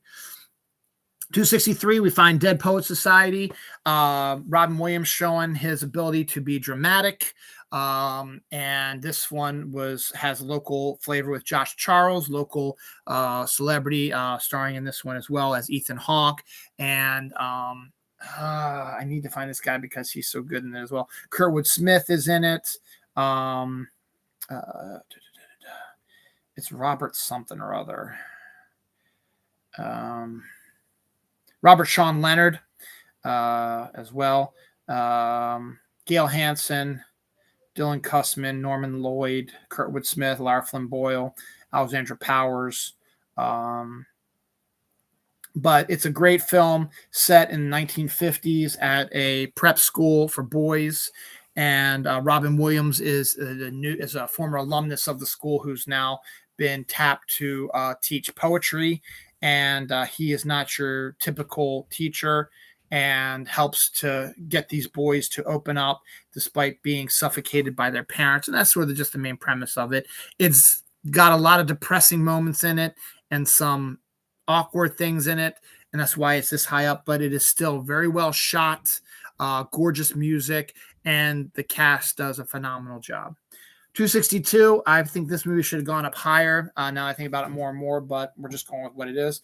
John Candy is national treasure, and his big movie that I think my favorite John Candy movie, I think, of all time is Uncle Buck. It's number 262 here. Written and directed by John Hughes, and starred a young Macaulay Culkin as well. And the basic premise behind that is one of his sister-in-law's father, something like that, is sick, and the family has to go take care of it, but no one is there to babysit the kids. But they both have to go, so they call Uncle Buck, who's kind of a man-child sort of thing, to take care of their kids. And the kids really don't know him that much because his sister-in-law doesn't like him that much. But he goes and helps him out, and gives them a little life lesson here and there. But he is so good. John Candy is so good in the film. When he and John Hughes were together, he was phenomenal. Planes, Trains, and Automobiles is also up there, but that was more of a duo with Steve Martin. But a solo John Candy, Uncle Buck, is the best role that he ever did. And that's 262. I think that one should have moved higher up, but again, we're not going to go with that. We'll just keep going down the list here. 261, we find the Coen Brothers Fargo, which put the Coen Brothers on the list. They were always sort of this fringe sort of directing group that people liked their stuff, but it never really made a lot of money. Fargo changed all that. Steve Buscemi, Peter Stormare, William H. Macy. I just had her. God damn it. I hate when my mind does this to me. I had her name, and then she's married to Joel Cohen. She's been nominated for a ton of Oscars, has won a bunch of Oscars. Frances McDormand. God damn it. she plays a pregnant police officer who is called into a case about a car dealership guy who calls in that his wife was kidnapped and they want a ransom of a couple $1,000,000. But turns out the car salesman guy is the one behind the kidnapping of his wife because he wants money from his rich father-in-law who doesn't like him very much. And this is the easiest way he thinks he can get the money by having his wife be kidnapped by people he's paying to do it, played by Steve Buscemi and Peter Stormare. But of course, things go wrong. So like that, the film is this high up because there's some weird sequences in it that don't make a lot of sense, but it's a lot of fun being shot. It's not really in Fargo, North Dakota. It's sort of outside of Fargo. It's got the Minnesota, yeah, don't you know, sort of accent was the thing that everybody really likes about it because it's got this accent that's just crazy and a lot of fun. And it's a good little, stark winter landscape, wood chipper scene everybody knows about as well. There's all kinds of stuff, but it's Fargo's up there, 261. 260, Dirty Dancing. Everybody loves this movie. I love this movie. Patrick Swayze, Jennifer Grey, outstanding film. Just so great. About 1950s at the Catskills, where a young virginal girl meets up with a bad boy and they dirty dance, and there's abortions and all kinds of stuff and other dancing, but it is slick. It's got a great soundtrack. And the fact that Patrick Swayze and Jennifer Grey have smoldering chemistry, but the actor and actress hated each other, added to the thrill of this movie. Now, Netflix does a Movies That Made Us documentary series, and my favorite one is Dirty Dancing because you see all the stuff that happened to it. And in the end, after all this happened, Jennifer Grey and Patrick Swayze sort of buried the hatchet and are now really good friends. And then Patrick Swayze ends up dying a few years later from his cancer, which was a shame. Also, he was taken too soon as well. Fun actor, great movie, fun, sweet, romantic comedy, great dancing, very sexy. And everybody knows Dirty Dancing. So that's why it's number 260. 259 is, in my opinion, Kevin Smith's greatest movie he ever made. And you can't see it anymore because Miramax and that asshole who runs Miramax, who is a sexual predator, is holding the rights to release the film's rights back to Kevin Smith to release that movie back out on DVD, Blu-ray, and on television, stuff like that, so more people can discover it. And he's tried everything he can, but he's refusing to give up the rights to Dogma, which is number 259. Dogma is Kevin Smith's greatest movie, in my opinion. It has this sort of same sensibility that his other type movies did, but it's also got a more deeper religious aspect to it. Amazing storyline. God has disappeared. Two angels played by Ben Affleck and Matt Damon, who were kicked out of heaven, decide that they're going to use a loophole to get back into heaven as a church is being re-blessed or whatever. And during that time period, before it gets re-blessed or right as it gets re-blessed, they can try to re-enter church that'll take them back into heaven. But they were kicked out for a reason, and we discover later on that that they believe that it's a loophole that'll get them back into heaven, but actually it won't. It'll end up destroying the fabric of reality. So it's up to Jay and Silent Bob, who discover that they need to find the son of the child of Jesus. They discover later on that Linda Fiorentino, who works in an abortion clinic, has the Jesus bloodline in her because of the whole conspiracy. We hear about that. And she's the only one that can stop these two angels from entering heaven. And she gets help from Alan Rickman's and Salma Hayek and Chris Rock, who are all heavenly beings connected to God, to help her take on the evil angels. And the evil angels know they're being stalked by these guys, so they send out shit creatures out to go after them. And Jay and Silent Bob, yes, make their appearances as well. And it is your typical sort of Kevin Smith thing, but there is a better undertone to it that just is in my opinion, is Kevin Smith's greatest movie, and it's at 259 right now. And I got lucky. I got a copy of it so I can watch anytime I want, but I really want it to get re-released out there so everybody can see it, and Kevin Smith gets the rights again so he can release it properly to everybody and everybody can see it again, because it's now impossible almost to find this movie anywhere, Amazon, video stores, whatever. As I said, I'm lucky I have a copy, so we're good. I ain't going to sell it because I want to watch it. 258. I'm going to get a lot of shit for this also. And actually, I had this much higher on my list till I changed it up doing my second draft. The Wizard of Oz. Yes, it's a classic. Yes, everybody knows The Wizard of Oz. But in the end, I find there's 257 movies I like to watch more than The Wizard of Oz. Don't get me wrong. I like watching The Wizard of Oz, but it's not one of those that I'm going to sit back and go, you know what? I want to watch The Wizard of Oz. I'm not going to bore you with this, but I do an episode of my show, Dylan Knows, a long time back, like 5 years ago, I think, where I detailed my Wizard of Oz conspiracy theory. I'll just give you the gist of it, that Glinda the Good Witch is actually not a good witch. She's trying to consolidate her power in Oz to run the place, and that's all I'm going to tell you about. The Wizard of Oz, I don't need to say any more about that because everybody knows the movie. 258, and I'm going to get a lot of shit for that, I know. Probably a lot of shit for this also. 257, Young Frankenstein. Many consider this to be Mel Brooks' greatest film. They say it's better than Blazing Saddles, which I have to laugh at them because you're an idiot. I find Blazing Saddles and Spaceballs better than Young Frankenstein, but Young Frankenstein is a great movie. Don't get me wrong. I don't think it's Mel Brooks' best one, like everybody says, but it is a great one. Shot in black and white style using James Whale's actual set pieces. It's what you expected. Gene Wilder, Madeline Kahn, Peter Boyle, Terry Garr, Gene Hackman makes a cameo, not really cameo, it's a small sequence in there as well. And it's basically the story of Frankenstein, but updated for modern times. Gene Hackman is a relative of Frankenstein's, and the whole Frankenstein thing happened in the past, but then he discovers his uncle's notes or whatever and decides to create his own Frankenstein monster, but make it better than the one his ancestor did. And of course, it doesn't work out that way, but it is parody. It is a comedy of the old school Universal 1930s, 40s horror films shot in black and white. And it is great. Don't get me wrong. It's a great movie, but it is not, in my opinion, Mel Brooks' best film, even though a lot of people say it is. 256, we find The Shawshank Redemption, another Stephen King movie or adaptation that is not horror related. This is another one of the novellas. Actually, this one is in the same book that collects Stand By Me also. And this one is pretty much self-started. Everybody knows that. Tim Robbins, Morgan Freeman, whole cast of thousands.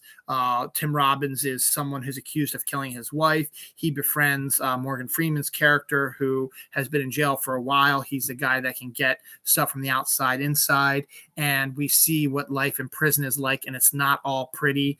And the finale itself is outstanding. And it's a long-ass movie, but it is a very well-done movie, very well-shot movie, nominated for a bunch of Oscars as well. I talked about this earlier with Uncle Buck. Here we go with Planes, Trains, and Automobiles, number 255. Steve Martin and John Candy in a John Hughes film set around Thanksgiving. You got to love it. You can't beat it. It's this high up, though, because I find Steve Martin's character a little bit overbearing, which he's supposed to be. Kevin Bacon even has a cameo in this as well. But the show is Steve Martin and John Candy. John Candy's character is absolutely wonderful. Again, when he gets with Hughes, you can't beat that. Steve Martin doing John Hughes is great too, but Steve Martin actually is more of an a-hole in this movie, and it's sort of a turn off for me, which is the reason why it's so high up here. But it's still a wonderful film to watch around Thanksgiving. It's great performances by both Steve Martin and John Candy, and they are the ones that, they have to do it good because they're the ones who are the main aspect of the film. So great on that.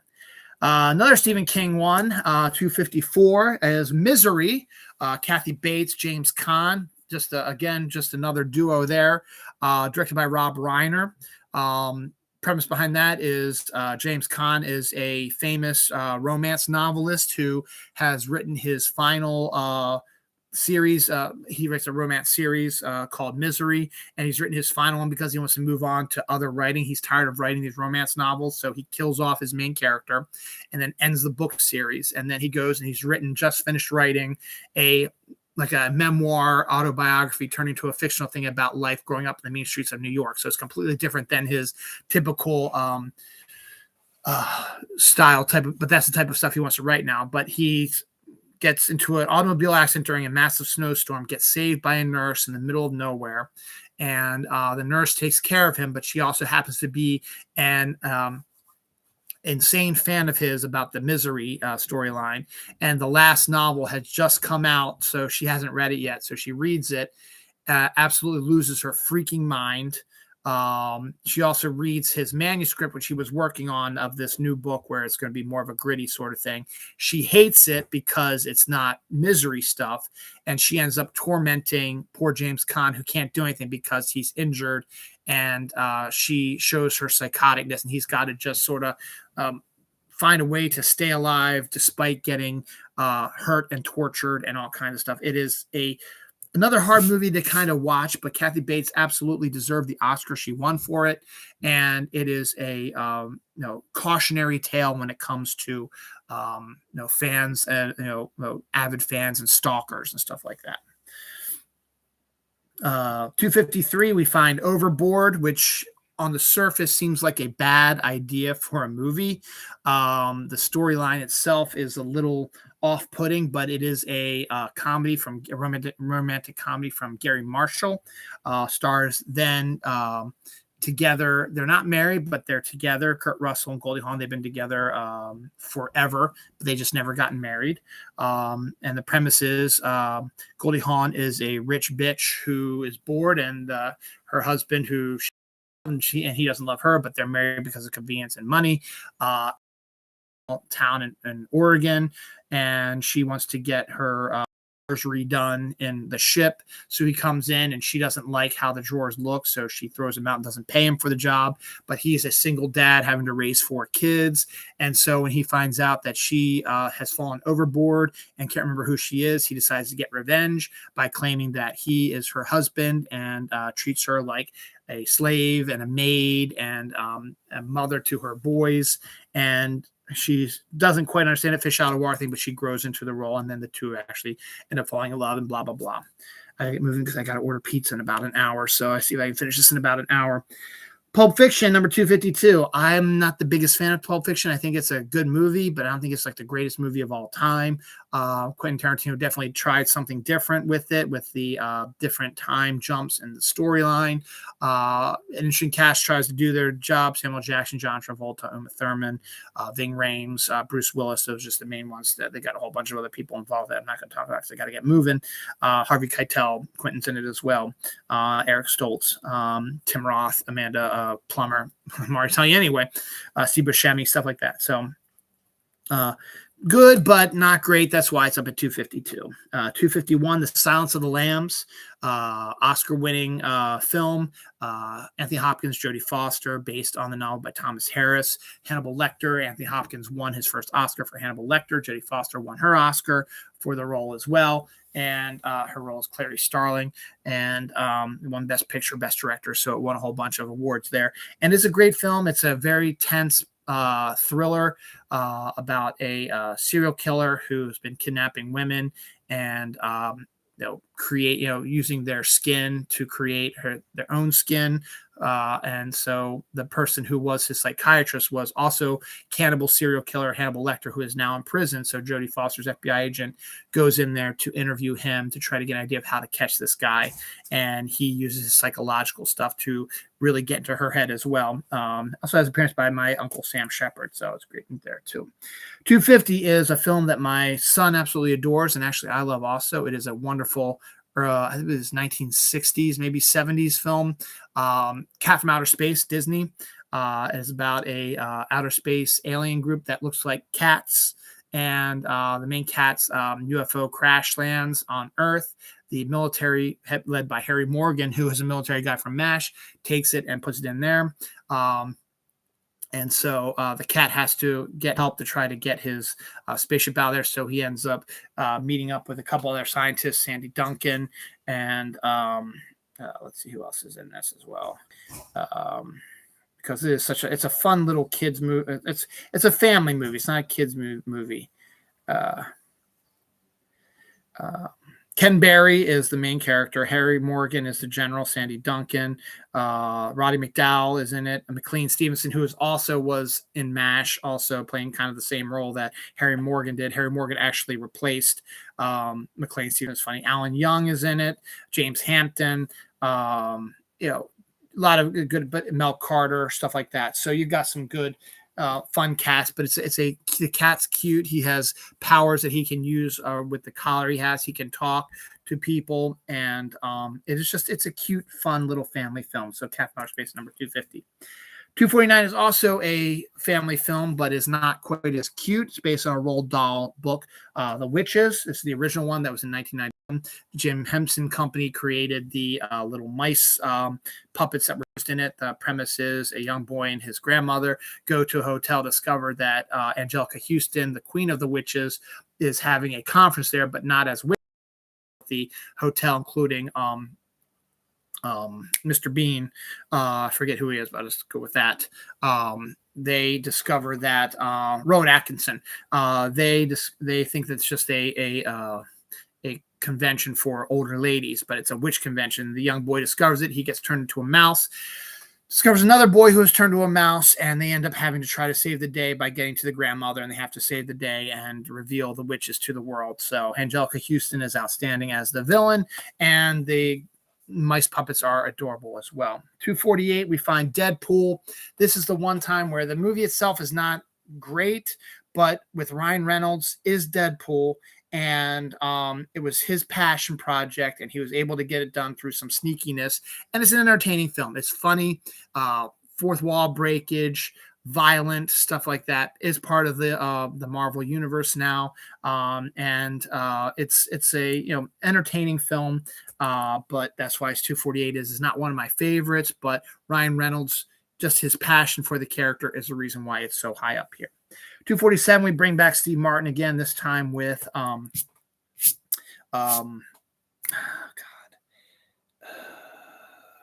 my mind's working. I'm trying to go too fast here. Jesus. Can't believe that I can't think of this guy's name. I love him.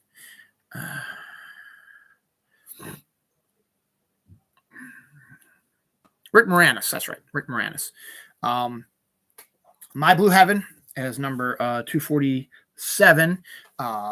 Steve Martin plays a mafia high up in the mafia who decides to rat out his people, so he gets put into protective custody out in California. Rick Moranis is his FBI handler, and Steve Martin becomes bored with life, out here, but he knows he's doing the right thing. Joan Cusack plays a district attorney who discovers that Steve Martin is a former mafia guy, and he starts causing all kinds of issues by breaking laws and rules, but nothing can be done because they got to keep him in protective custody. And then Steve Martin discovers that there are other mobsters who disappeared are in the same location, so they become a gang. Carol Kane's in the movie as well, and there's more to it than that, but that's the basic premise behind it, is how mafia guys who are in witness protection, how they have to change to protect themselves. Nora Ephron wrote the movie, and it's good. 246 finds Batman Begins, the first of Christopher Nolan's trilogy. It's actually not a bad movie. Liam Neeson's in it, Christian Bale, Michael Caine, Katie Holmes, who I actually thought was pretty good in the role she played, despite what everybody else is saying. Cillian Murphy as Scarecrow. And Ken Watanabe's in it as well. So we've got a good cast, and it's a good introduction to Batman. We get to see a little bit more of him training to become Batman, and Morgan Freeman's in it as well. And the dude from Blade Runner, Rutger Hauer, is in it too. And we get a little bit of a look at how Batman was created. We see his parents get killed. We see him, grow up. We see that the mobster, played by a guy from the Full Monty, gets away with it, and then he goes out and trains for 10 years, comes back, and we see how Batman is basically formed in his first time. Gary Oldman is at this time police officer James Gordon. So really good cast and really well done. And it was Nolan's way of trying to integrate Batman into a normalized society sort of thing and how it would be like in the real world. 245, we find Four Weddings and a Funeral, Hugh Grant's film that put him on the map.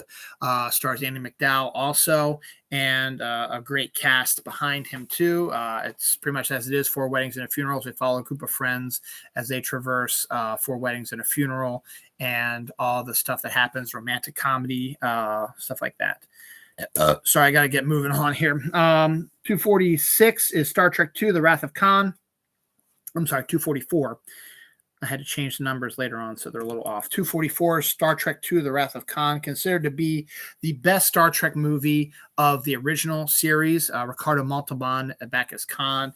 And it's considered, after the bizarreness of the Star Trek motion picture, this one brought Star Trek back to the forefront and became hugely popular and pushed them into where they went into with Next Generation and DS9 and Voyager and Enterprise and all that stuff. In terms of that, this is the film that helped do that. Very well done. People know Wrath of Khan type of stuff, and that's all you need to know. 243, we have Harry Potter and the Goblet of Fire. I like the book, and I like this adaptation of it. Mike Newell's the director of it. We get the best version of Ginny in this movie, but because of them refusing to break it into two films, the movie is compressed, and that's the only bad reason. That's why it's up here to 243. But I find it actually a lot more entertaining than Prisoner of Azkaban. They try to combine both Chris Columbus's version of it with the director of the third one's sensibilities and sort of mix it together, and does a pretty good job of combining the two to make it interesting. So just a wonderful adaptation of it. I liked it a lot. Robert Pattinson makes his appearance there, and Ralph Fiennes makes his first appearance as Voldemort. So you get a nice little, introduction of new characters and set up for what's to come in the future.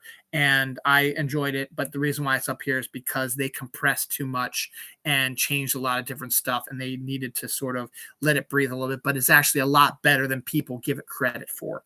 242 is Beverly Hills Cop 2, also Tony Scott directed. Eddie Murphy comes back, as does John Ashton, Judge Reinhold, and Ronnie Cox, who actually is dispatched early on in the movie, but he's still in it. And the premise behind this is, Paul Reiser has a big role in it as well. Eddie goes back to Beverly Hills after Ronnie Cox, as Sergeant Bogomil, gets gunned down by a serial killer, or serial robber, I should say, and he has to go out and try to solve this case, but everything is more political now in the Beverly Hills Police Department, so he's got a lot more to deal with. But he reteams with John Ashton and Judge Reinhold to try to solve this crime, and it is a very worthy sequel to the great Beverly Hills Cop. The bit going to Hugh Hefner's Playboy party was a bit much, but in and of itself, I like the finale at the oil fields, and Eddie Murphy is Eddie Murphy in this, and it's actually a really good sequel. Speaking of other really good sequels, 241, we find X-Men 2, which is considered to me to be the best of the original trilogy X-Men movies, and then they did the secondary trilogy, which I haven't really seen yet, actually 4 movies, which I haven't really seen, so they're not on this list. But X-Men 2 basically is a adaptation of a graphic novel that is considered to be a classic, written by Chris Claremont with art by Brent Anderson. God kills man, or man kills God loves, something like that. And it's basically an adaptation of that, as well as setting up the Dark Phoenix saga as well. And it's a great performance by Hugh Jackman, his X-Men, and Ian McKellen's Magneto makes appearance. Patrick Stewart's Charles Xavier gets taken out of the movie early as well, but it's a better movie than the first one, and you get introduced to a lot more mutants as well, and the younger mutants get a better chance of doing more things. 240, we find a great, wonderful family film called Harry and the Hendersons, John Lithgow. And the mom from Christmas Story and Close Encounters. I can't think of their names right now. but they and Don Amici's in it as well. Not Don Amici. It is Don Amici, right? Yeah, it's Don Amici. And it's basically a John Lithgow and his family had been camping in the woods of Washington State. They're coming back down from the camping trip, and as they're going down this mountain hill, bright sunlight gets into John Lithgow's eyes, and he hits something, doesn't know what it is. They get out, discover that they've hit a Bigfoot, that Bigfoot exists. So they don't know what to do. He's afraid this could be the last Bigfoot in the world. This could be the only Bigfoot in the world. So he is able to get the Bigfoot onto the truck, believing it's dead, and then they're going to figure out what they're going to do next, take it home, stuff like that. But the Bigfoot wasn't killed, was just stunned. So he wakes up and trashes the house. And eventually he finds his way back to the family and befriends the family. And then they have to protect it from someone who is hunting the Bigfoot. So that's wonderful like that. 239 is one of my favorite animated films. This was not released in movie theaters, but it was released, I think, direct to DVD. But it's based on a wonderful novel, Charlotte's Web. E.B. White's novel has helped me actually get an A+ on a paper in college. And the animated version is just as fun to watch as well. Got a musical bent to it, but it's a fun holiday film to watch with the family. 238 is Get Shorty, a great film that continued John Travolta's rise after his Pulp Fiction appearance. He plays a mob enforcer guy who goes out to Hollywood to get some money from Gene Hackman's character, but decides that he wants to become a producer for movies. So ends up, going out there to do that. Rene Russo's in it. Danny DeVito. Is Danny DeVito in it?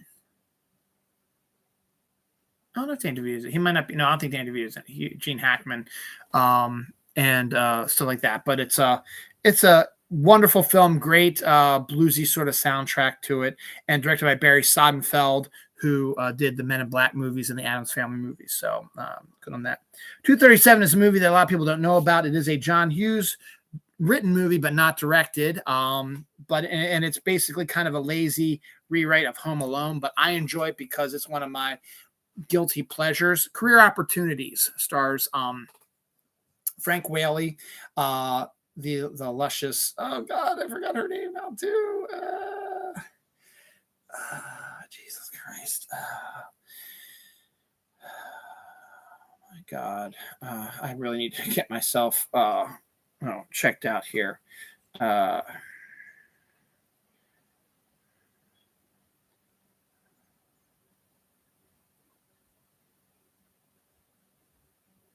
Jennifer Connelly. Come on, man. Jennifer Connelly, Dermot Mulroney, Kieran Mulroney, Barry Corbin, Noble Willingham, William Forsythe, all in it. John Candy has a cameo in it, doing a favor for John Hughes again. But Frank Whaley plays the town liar who still lives at home. His father orders him to get a job, so he gets a job as a night cleanup boy at Target.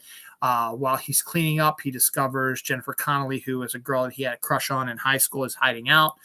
She's part of a rich family that doesn't love her, and she wants to sort of embarrass her dad. So she was going to get caught shoplifting, but she fell asleep. And so the two of them are stuck together in here, and sparks fly between them. But at the same time, there is also a gang of criminals who are going around attacking various department stores, killing the people involved and robbing it. And they happen to come across this specific target, and the two of them have to work together to protect it. So kind of a Home Alone thing, but it is a fun, great film. Jennifer Connelly is outstandingly gorgeous in it, luscious, whatever you want to call it. But she's great in it. Frank Whaley is wonderful as well. Barry Corbin has a good point in it. And I wish they'd make a gif of my favorite scene in the film where Frank Whaley goes, "I'm feeling pretty good now." And that's a great sequence. And I wish they would do that. So as I said, John Candy has a quick cameo in it, but it's hilarious. And he's doing it as a favor to John Hughes, who did write the screenplay. The Princess Diaries comes in number 236. Anne Hathaway pretty much was introduced to the world with that. Julie Andrews is the Queen of Genovia, a country over in Europe, and it is revealed that Anne Hathaway's nerdy character is actually a princess. Her dad was the prince of the country. and he died, unfortunately. And so she needs an heir, and she's the one. So they say that she needs to come to their country to take over as princess so that eventually she can rule, but she's awkward, stuff like that. And so she's got all this stuff. So they take princess lessons to try to get her to acclimate to the world of royalty. And that's the basic premise behind that. I wish I could spend more time with it, but I'm running out of time and I got other stuff I got to do today. 235 is Iron Man, the movie that set off the MCU. Robert Downey Jr., Jon Favreau directed. Jeff Bridges is in there as well. And it's the one that set off the MCU, and you already know what it's all about. So I'm not going to say more than that, but I like Iron Man. But it's up here high because I have other films I like a bit more than that. 234, we have Stripes, a great military comedy directed by Ivan Reitman with Harold Ramis and Bill Murray. John Candy's in this one also. Judge Reinhold has also been introduced a lot in this one. John LaRoquette.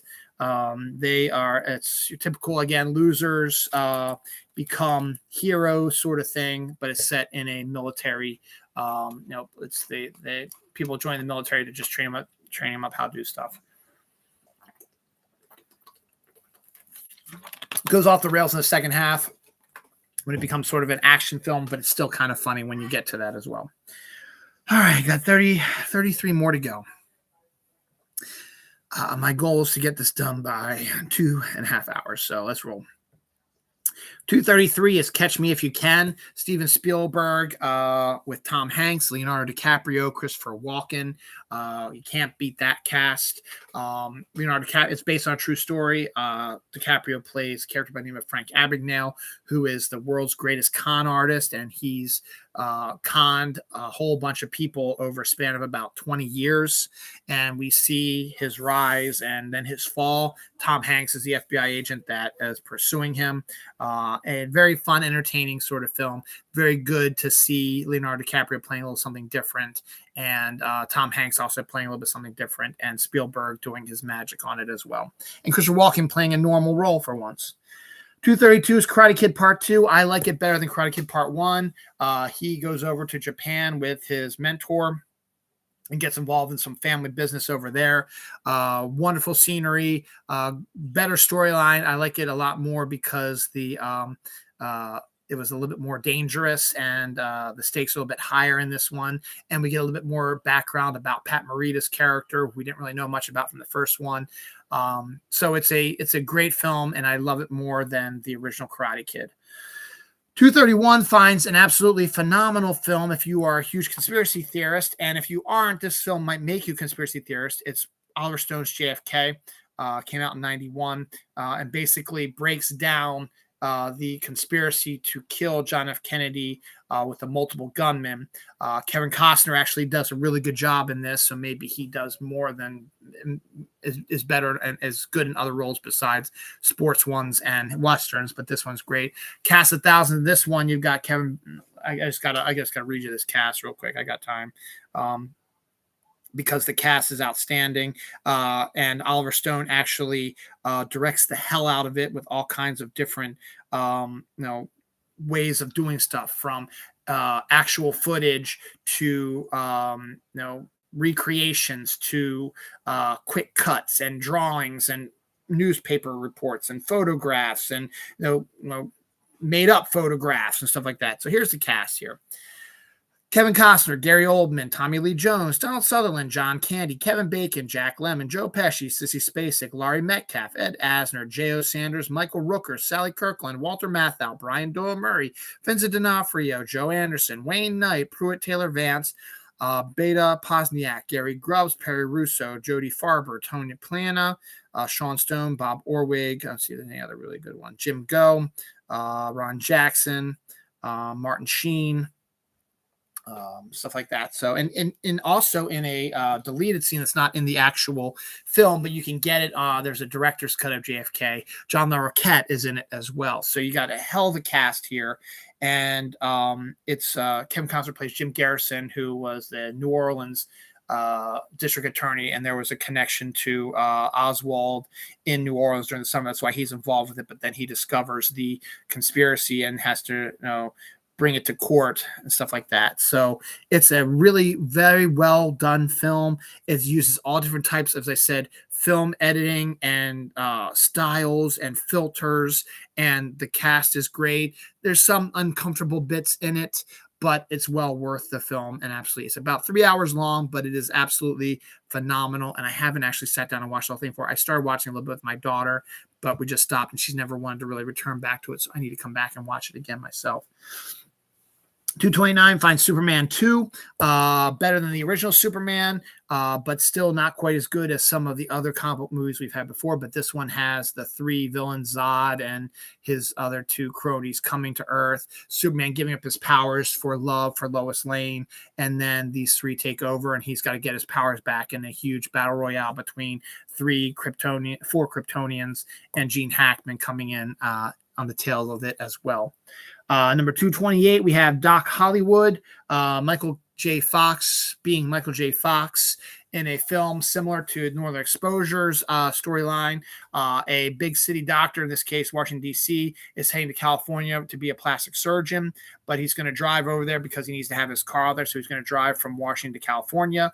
He takes a route that takes him down to South Carolina for some reason. I'm still trying to figure that out. You've just gone straight down 70 till you got to Denver and then taken another route up there, and you would have had this issue. But he went down through South Carolina, ends up smashing into a fence that is owned and put up by the judge in this small town, who sends him to 32 hours of community service as the doctor in their town. So he's got to clock in and clock out and do community service for 32 hours. So he calls the people.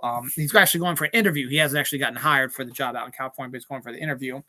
So he's got to call them to say he's being delayed a little bit. And then he gets sucked into a small town world with, David Ogden Stiers and Woody Harrelson and Bridget Fonda and just a whole cast of thousands, not a cast of thousands, but a great cast, a small town, and it sort of grows on him sort of thing. So your typical sort of thing like that.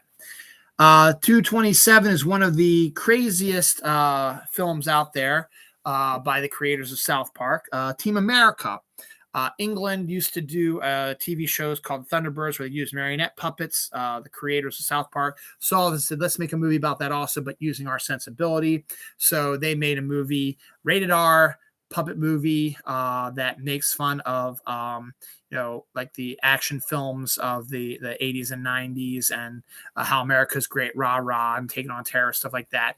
Wonderful production, great. It's a musical also because they love their musicals. You get puppet sex, visual, actual like nudity, puppet sex. Yes, it's very crazy, and it's well worth it just to watch it because it's actually very entertaining and fun. And Team America's 227. 226, Star Trek IV, The Voyage Home. That's the one with the dolphins. Not dolphins, the whales, excuse me. A probe is destroying Earth in the future.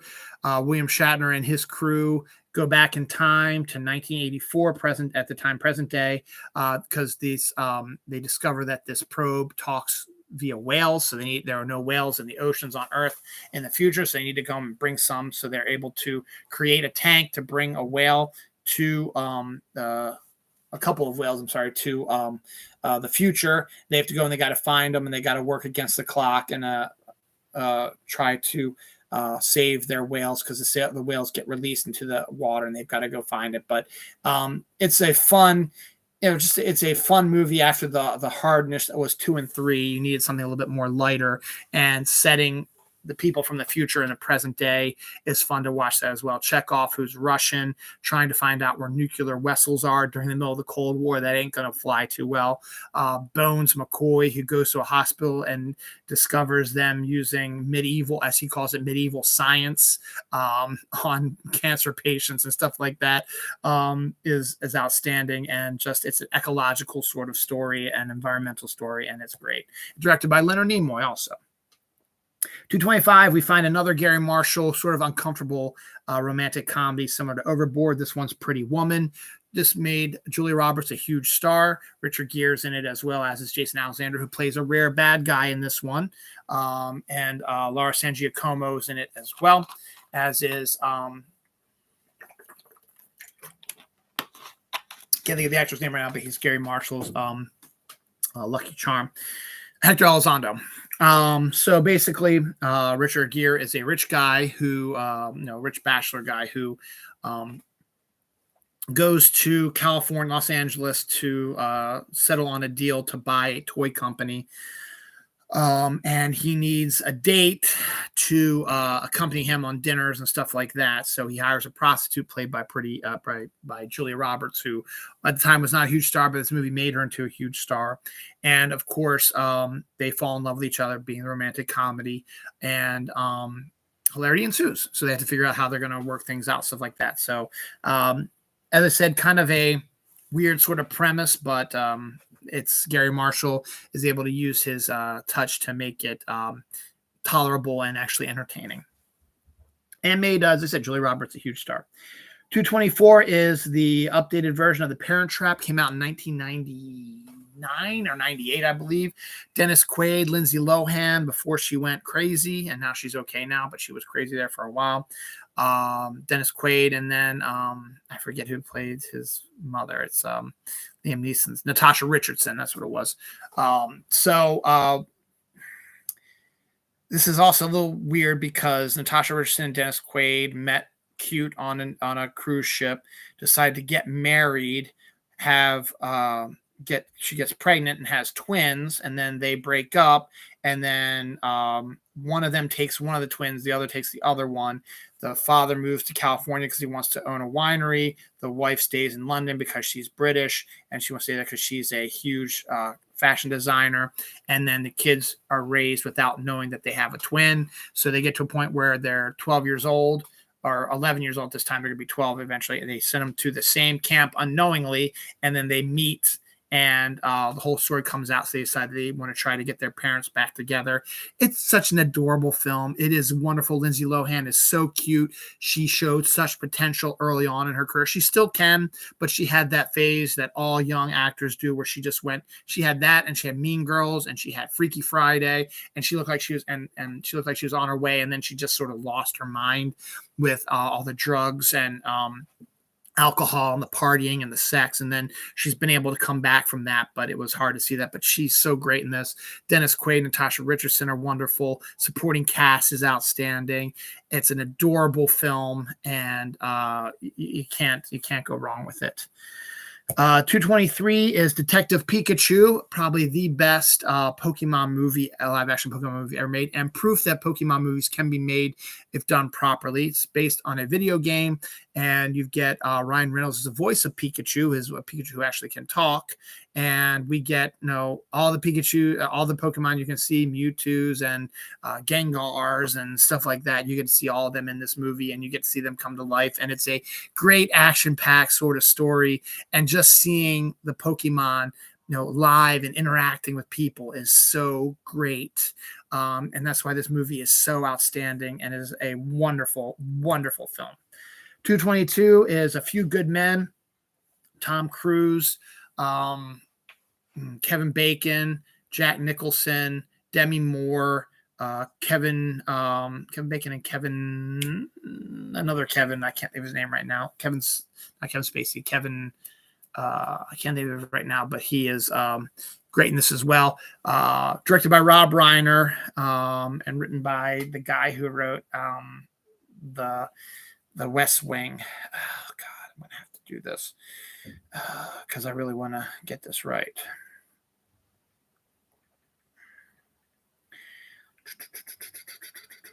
Kevin Pollak. That's right, Kevin Pollak. Is the other Kevin I'm talking about. Aaron Sorkin is the writer of it, and Rob Reiner is the director. It's based on a stage play, and it is actually surprisingly one, despite the fact you have Demi Moore and Tom Cruise, who are two at this time of the most gorgeous actor celebrities out there at the time. this film does not make them a romantic couple, which is great. It's great to see that you don't always have to force romance between a male and a female lead. They work as colleagues to try to solve this case about the murder of a soldier, and Jack Nicholson is rightfully chewing the scenery like that, but it's Aaron Sorkin, snappy dialogue, great cast with Kevin Bacon, Tom Cruise, Kevin Pollak, everyone, as I mentioned before, and Rob Reiner's great directing as well. 221 finds the first of the 3 Tom Clancy movies that I like the most. This one's Clear and Present Danger, which is the second one, starring Harrison Ford as Jack Ryan, a character created by Tom Clancy, who was a fellow Marylander.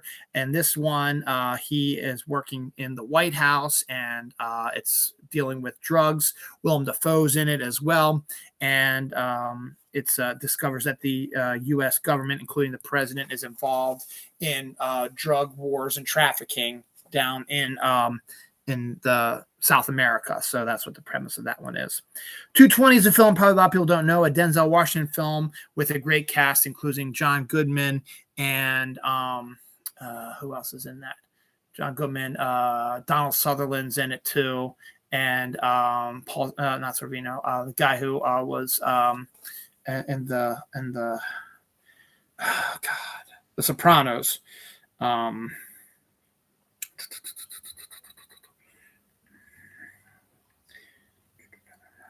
James Gandolfini, that's right. James Gandolfini's in it. Donald Sutherland, John Goodman, Embeth Davidtz, Elias Koteas are the main actors in it. And it's basically about Denzel Washington brought down this guy played by Elias Koteas, who claimed to be possessed by the devil, and he gets killed. The criminal has murdered people. He's caught. He goes electric chair, and just before he goes electric chair, he touches somebody, and then the criminal dies. And then the guy he touches starts killing people also. And Denzel and in the same way, sort of like as if the serial killer has come back to life. So Denzel investigates and discovers that this guy was possessed by a demon who is passed along to people via touch. And so he's got to try to solve this crime. And you don't know who is who because the demon can move amongst people. Has a great, fantastic twist ending that really changes the atmosphere of the movie. But it is a great sort of type of film to watch in October. It's not quite a horror film, but it's very close to it. But it is key Denzel, wonderful supporting cast, and just a great story about demon possession. It's fantastic. 219, we find Monsters, Inc., Pixar's film about monsters who are monsters under the bed, and how they're actually like a typical like union job, and a child gets loose in their world, and it's like the worst thing in the world for them, so they have to try to stop it. John Goodman is the voice of the main one, as is the main monster, and Billy Crystal's in there as a voice too. So it's a cute little film, and it evolved a prequel of Monsters University, and I think they've done a TV show about it as well. Disney Plus. 218, right? 218 is The 40-Year-Old Virgin. This is a film that if I wouldn't have met my wife, I probably would have been this guy played by Steve Carell. Paul Rudd's in it as well, as is Seth Rogen, and a whole lot of really good other Elizabeth Banks is in it too. And the basic premise of Steve Carell is a guy who works at like a Circuit City, Best Buy sort of place, who collects comic books, plays video games, action figures, stuff like that, but is still a virgin for any other reason. And he revealed he's tried to keep that secret from his friends, but eventually comes out during a poker game. So the friends decide they're going to try to set him up with a woman so he can lose his virginity. And he meets a woman that he falls in love with, but there are other complications. But it's a silly comedy about a guy very much like me, that if I wouldn't have met my wife, I probably would have been very similar to this guy, living alone with like action figures and comics and video games and stuff like that. So good thing, and got a great cast behind him as well. I got 17 more. I got to do this real quickly. 217 is The Chronicles of Narnia, The Lion, the Witch, and the Wardrobe. Was the first of an aborted, unfortunately, series of films. They're going to try to do all C.S. Lewis's movies. They end up only doing 2 other ones. They did the Voyage of Dawn Treader and Prince Caspian. Would have been nice if they could finish that up and maybe finish it up as well. But this is a good adaptation of the book. Entertaining. Made a lot of money, too. It just... the other movies just didn't capture people's attention because this is the most famous of C.S. Lewis's books, but done very good, very well done. 216 is a wonderful, obscure Christmas movie that is not really a Christmas movie if you think about it. It's Dennis Leary and the Ref. Kevin Spacey's in it as well. Basic premise is on Christmas Eve, a thief breaks into a house, but gets caught, sets off an alarm and ends up having to escape, gets attacked by a dog, ends up having to escape. His partner, freaked out by it, runs away and leaves him cold. So he ends up hijacking a car with a bickering married couple, Kevin Smith and I forget who plays the wife. I'm not going to look it up right now because I don't have time. And he hijacks them and tells them to go back to their house so he can hide out and figure out what he's going to do and how to escape. But then they reveal that their family is coming for Christmas Eve dinner, and he doesn't have a lot of time to figure out what to do. So he has to force them to pretend that he is their marriage counselor, there to see how they interact at Christmas. And this family is awful, terrible as well. And the Dennis Leary, the thief, is stuck in this nightmare that he can't escape, being the only kind of normal one. It's got a lot of foul language in it. The F word is used so many times, but it is absolutely freaking hilarious. If you've never seen the trailer for it, you need to check it out. It is outstanding. It is a great film for Christmas, particularly. My plan is to show it to my daughter this Christmas. I don't think she's seen it yet. 215, we find Polly, which is a wonderful family film. Tony from Wings. God. And the guy who played the one detective on that TV show. I got to do this because Polly is great in this.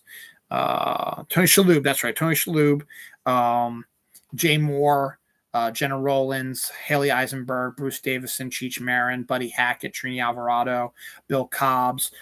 Great cast behind that, but the premise is janitor, played by Tony Shalhoub, discovers a bird locked in the basement of the science place that he is cleaning. The bird actually talks like a human, and the bird ends up telling his story, how he gets there, how he got there. And it's a travel story where the bird learns how to speak English. Bruce Davison, the doctor who worked with him, found out, but was going to do something to him and then releases him. And he goes, and he's actually was taken from his family, his child. He had a family that had him, and a young girl who loved him, and he was taken from them by the scientists. And so he's got to try to find his way back to her. So it's a travel thing where he meets a bunch of people and learns a lot of things, and then ends up back here. And Tony Shalhoub is drawn to this story, so he wants to try to help him find the little girl.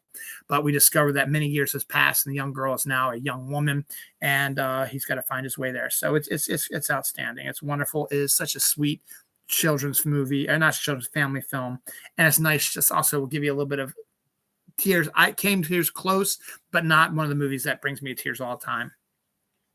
Next up at 214 is the Buffy the Vampire Slayer, the original movie with Kristy Swanson, Rutger Hauer, Paul Rubens, Luke Perry, and it was written by Joss Whedon, but he didn't direct it, and it set up the character of Buffy. Donald Sutherland's in it also, and he is her trainer, and she discovers that she is a vampire slayer, and she's a brainless sort of popular girl, and she discovers once she becomes a vampire slayer, there's more to life than that. Luke Perry is great in this because he plays the damsel in distress. Really, it's the things flipped a little bit. Instead of the female being damsel in distress, Luke Perry is the damsel in distress, so it's great. David Arquette has an appearance in it as well. It's a lot better than people think it is, and it does set up the TV show with my girl Sarah Michelle Gellar, but it is way different than the TV show. I'll give you that, and that's why Joss did the TV show, because he wanted to do what he wanted to do, more of a horror comedy sort of thing, and said this is like straight comedy with some horror thrown in there as well. 213 is the original Jumanji with Robin Williams. When Kirsten Dunst is in there as well. And as is the actress who filmed the Return to Me movie. She directed that one. I gotta get that down too. Jeez, I'm so awful on killing so much time here. Jumanji 1995 cast. Bonnie Hunt. Yes, Bonnie Hunt. Thank you. But the original Jumanji is still, in my opinion, the best one. And Robin Williams is great in it. He's great in everything. Kirsten Dunst is great in it too. Bonnie Hunt is fantastic. She can hold her own with them, and it's a great film about that. 212 finds 12 Monkeys, Terry Gilliam's time travel thing with Bruce Willis, Brad Pitt, who does an extraordinary performance of the film, Madeline Stowe. And it's got Terry Gilliam's sort of weird Monty Python-esque sort of qualities to it. Also filmed partially in Baltimore, including at the Senator Theater, which is a theater down the road from where my mom is. Also filmed on location at Johns Hopkins, where my mom was also working too. But it's a time traveler from the future where a virus has wiped out 99% of the population. The 1% is underground. They're trying to figure out a way to save their world. So they send criminals up to see if they can test things and find ways to find vaccines, stuff like that. And then they come up with a way to time travel. They're going to go back in time, send them back in time to stop the they know, because they know when the virus appeared and when it was released. They want to try to have him sent back in time to stop it. So they send Bruce Willis's character back in time, but it doesn't quite work out as expected. And action ensues like that. It is a time warping, insane film that's all over the place, but it is a great film. And Brad Pitt himself is phenomenal in this role. 211 is a very heartwarming Christmas film called The Holiday. Stars Kate Winslet, Cameron Diaz, Jude Law, Jack Black. And it's about a woman in England who switches. I guess there's a website where if you want to get a vacation from yourself, you switch houses. So she hooks up with Cameron Diaz's character who wants to move, who's a Hollywood producer type person who wants to get out of Hollywood for a while. Kate Winslet just broke up with her longtime boyfriend, so she wants to leave there. So they decide to switch houses for Christmas. Because Cameron Diaz wants to get away from everything and go to something that's quiet and peaceful, which is Kate Winslet's house. Kate Winslet wants to get away from her ex-boyfriend and her needy brother, played by Jude Law, and she goes to Cameron Diaz's house, where she learns that the next door neighbor is played by Jack Black, who becomes infatuated with Kate Winslet, and then Cameron Diaz discovers Jude Law was there to try to visit his sister, but then ends up falling in love with Cameron Diaz. So the two of them have their own relationships things to deal with. And then there's other stuff involved with that. Kate Winslet gets involved with a former actor who's now an old man who's going to get honored, but he's afraid to do it, and she tries to help him through it. But Jack Black is a great romantic lead in this. Jude Law is great, and the couples are fantastic, and it's a wonderful, wonderful holiday film. The Holiday, 211. 210, we have Despicable Me. The original cartoon is still the best of the Despicable Me group. Steve Carell as Gru, the Minions. All that stuff is great, and it's a wonderful film to take a look at. And a villain adopting three girls to get into a bad guy's house to take revenge on him, but then falls in love with the three girls and wants to adopt them for real, that type of thing. 209 is The Great Muppet Caper, the middle one of the Jim Henson ones, and I believe the best of the Jim Henson movies personally. Kermit and Fozzie play brothers who are newspaper reporters who are there to investigate the robberies of jewelry stores, including that of the Baseball Diamond. And they get involved with the people there. Miss Piggy sort of plays a femme fatale, and Charles Grodin plays the bad guy, which is outstanding. And it's a fun, as again, musical sort of thing, but it's a great Muppet movie with all kinds of action. It's a bit more action oriented than the other two, and it's a bit different in tone than the other Muppet movies as well, and that's why it's up higher than the other ones. 208, we discover 9 to 5. Again, I talked about Mr. Mom earlier in the show, being the point where women were re-entering the workforce. Well, this movie 9 to 5 is just basically that. As we have Lily Tomlin, we've got Dolly Parton and Jane. is killing me here. Jane. What's her name? 9 to 5. Jane Fonda. Come on, man. Dabney Coleman is absolutely awesome as the bad guy. He's so despicable. It's so great. Sterling Hayden's in it. Elizabeth Wilson. Marion Mercer, Lawrence Pressman, Earl Bowen.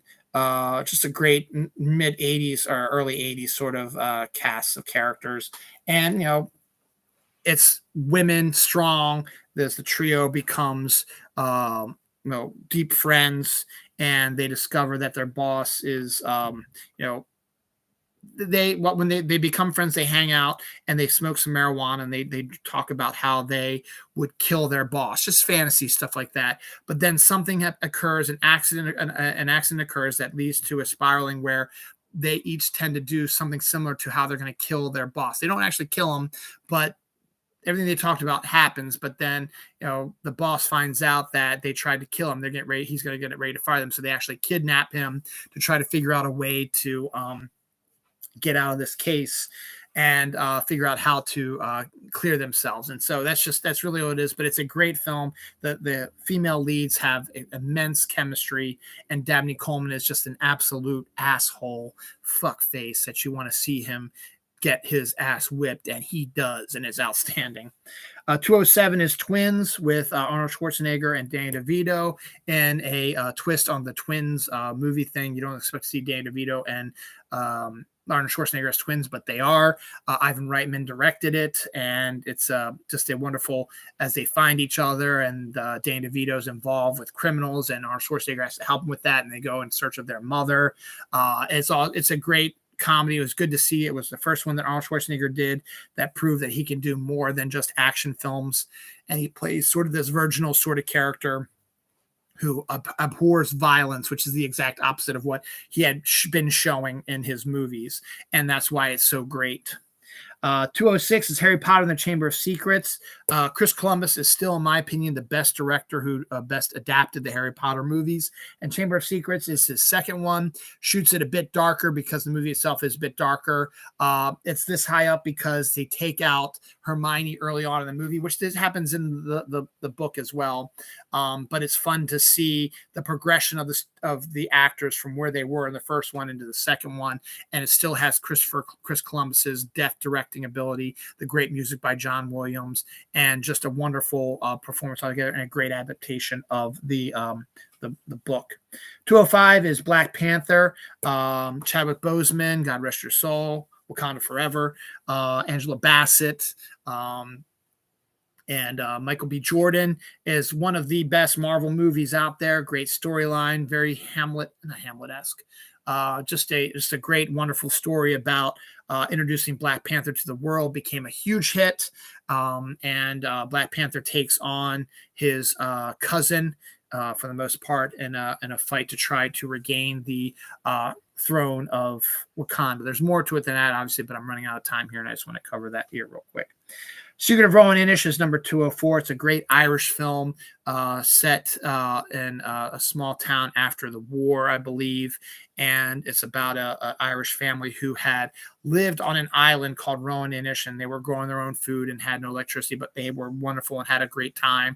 But they were forced off of the island to go sit on land, and unfortunately were stuck there and never were able to go back to their homeland until this young girl comes and is told stories about it and is able to refurbish their land over in Secret of Rowan Inish while trying to look for her lost brother. It's a great film to watch around St. Patrick's Day. It's wonderful, has some weird moments in it, but it is absolutely a sweet film.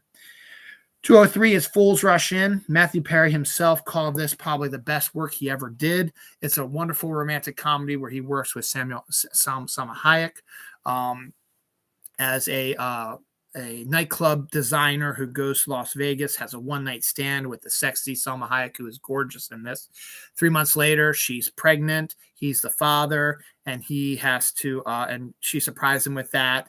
And then she asked, can you just come to meet them, so that when they ask me who the father was, I can tell them you met him once. I brought him to dinner, and then that's all you have to do with me. I'll raise it myself. You don't have to worry about it. I don't want your money. I don't want your whatever. So Matthew Perry does it reluctantly because he feels like he should do that. And then when he goes to the family dinner, he sort of falls in love with the family, falls in love with her, and then makes a deal and says, why don't we get married? And we're in Vegas. Why don't we get married and stay together? So they get married, and then hilarity ensues as the in-laws meet, and Matthew Perry's parents are this waspy sort of, got to be slightly racist sort of family as well. And Salma Hayek's Mexican family is very emotional, stuff like that. And they bang heads while trying to make love overcome all.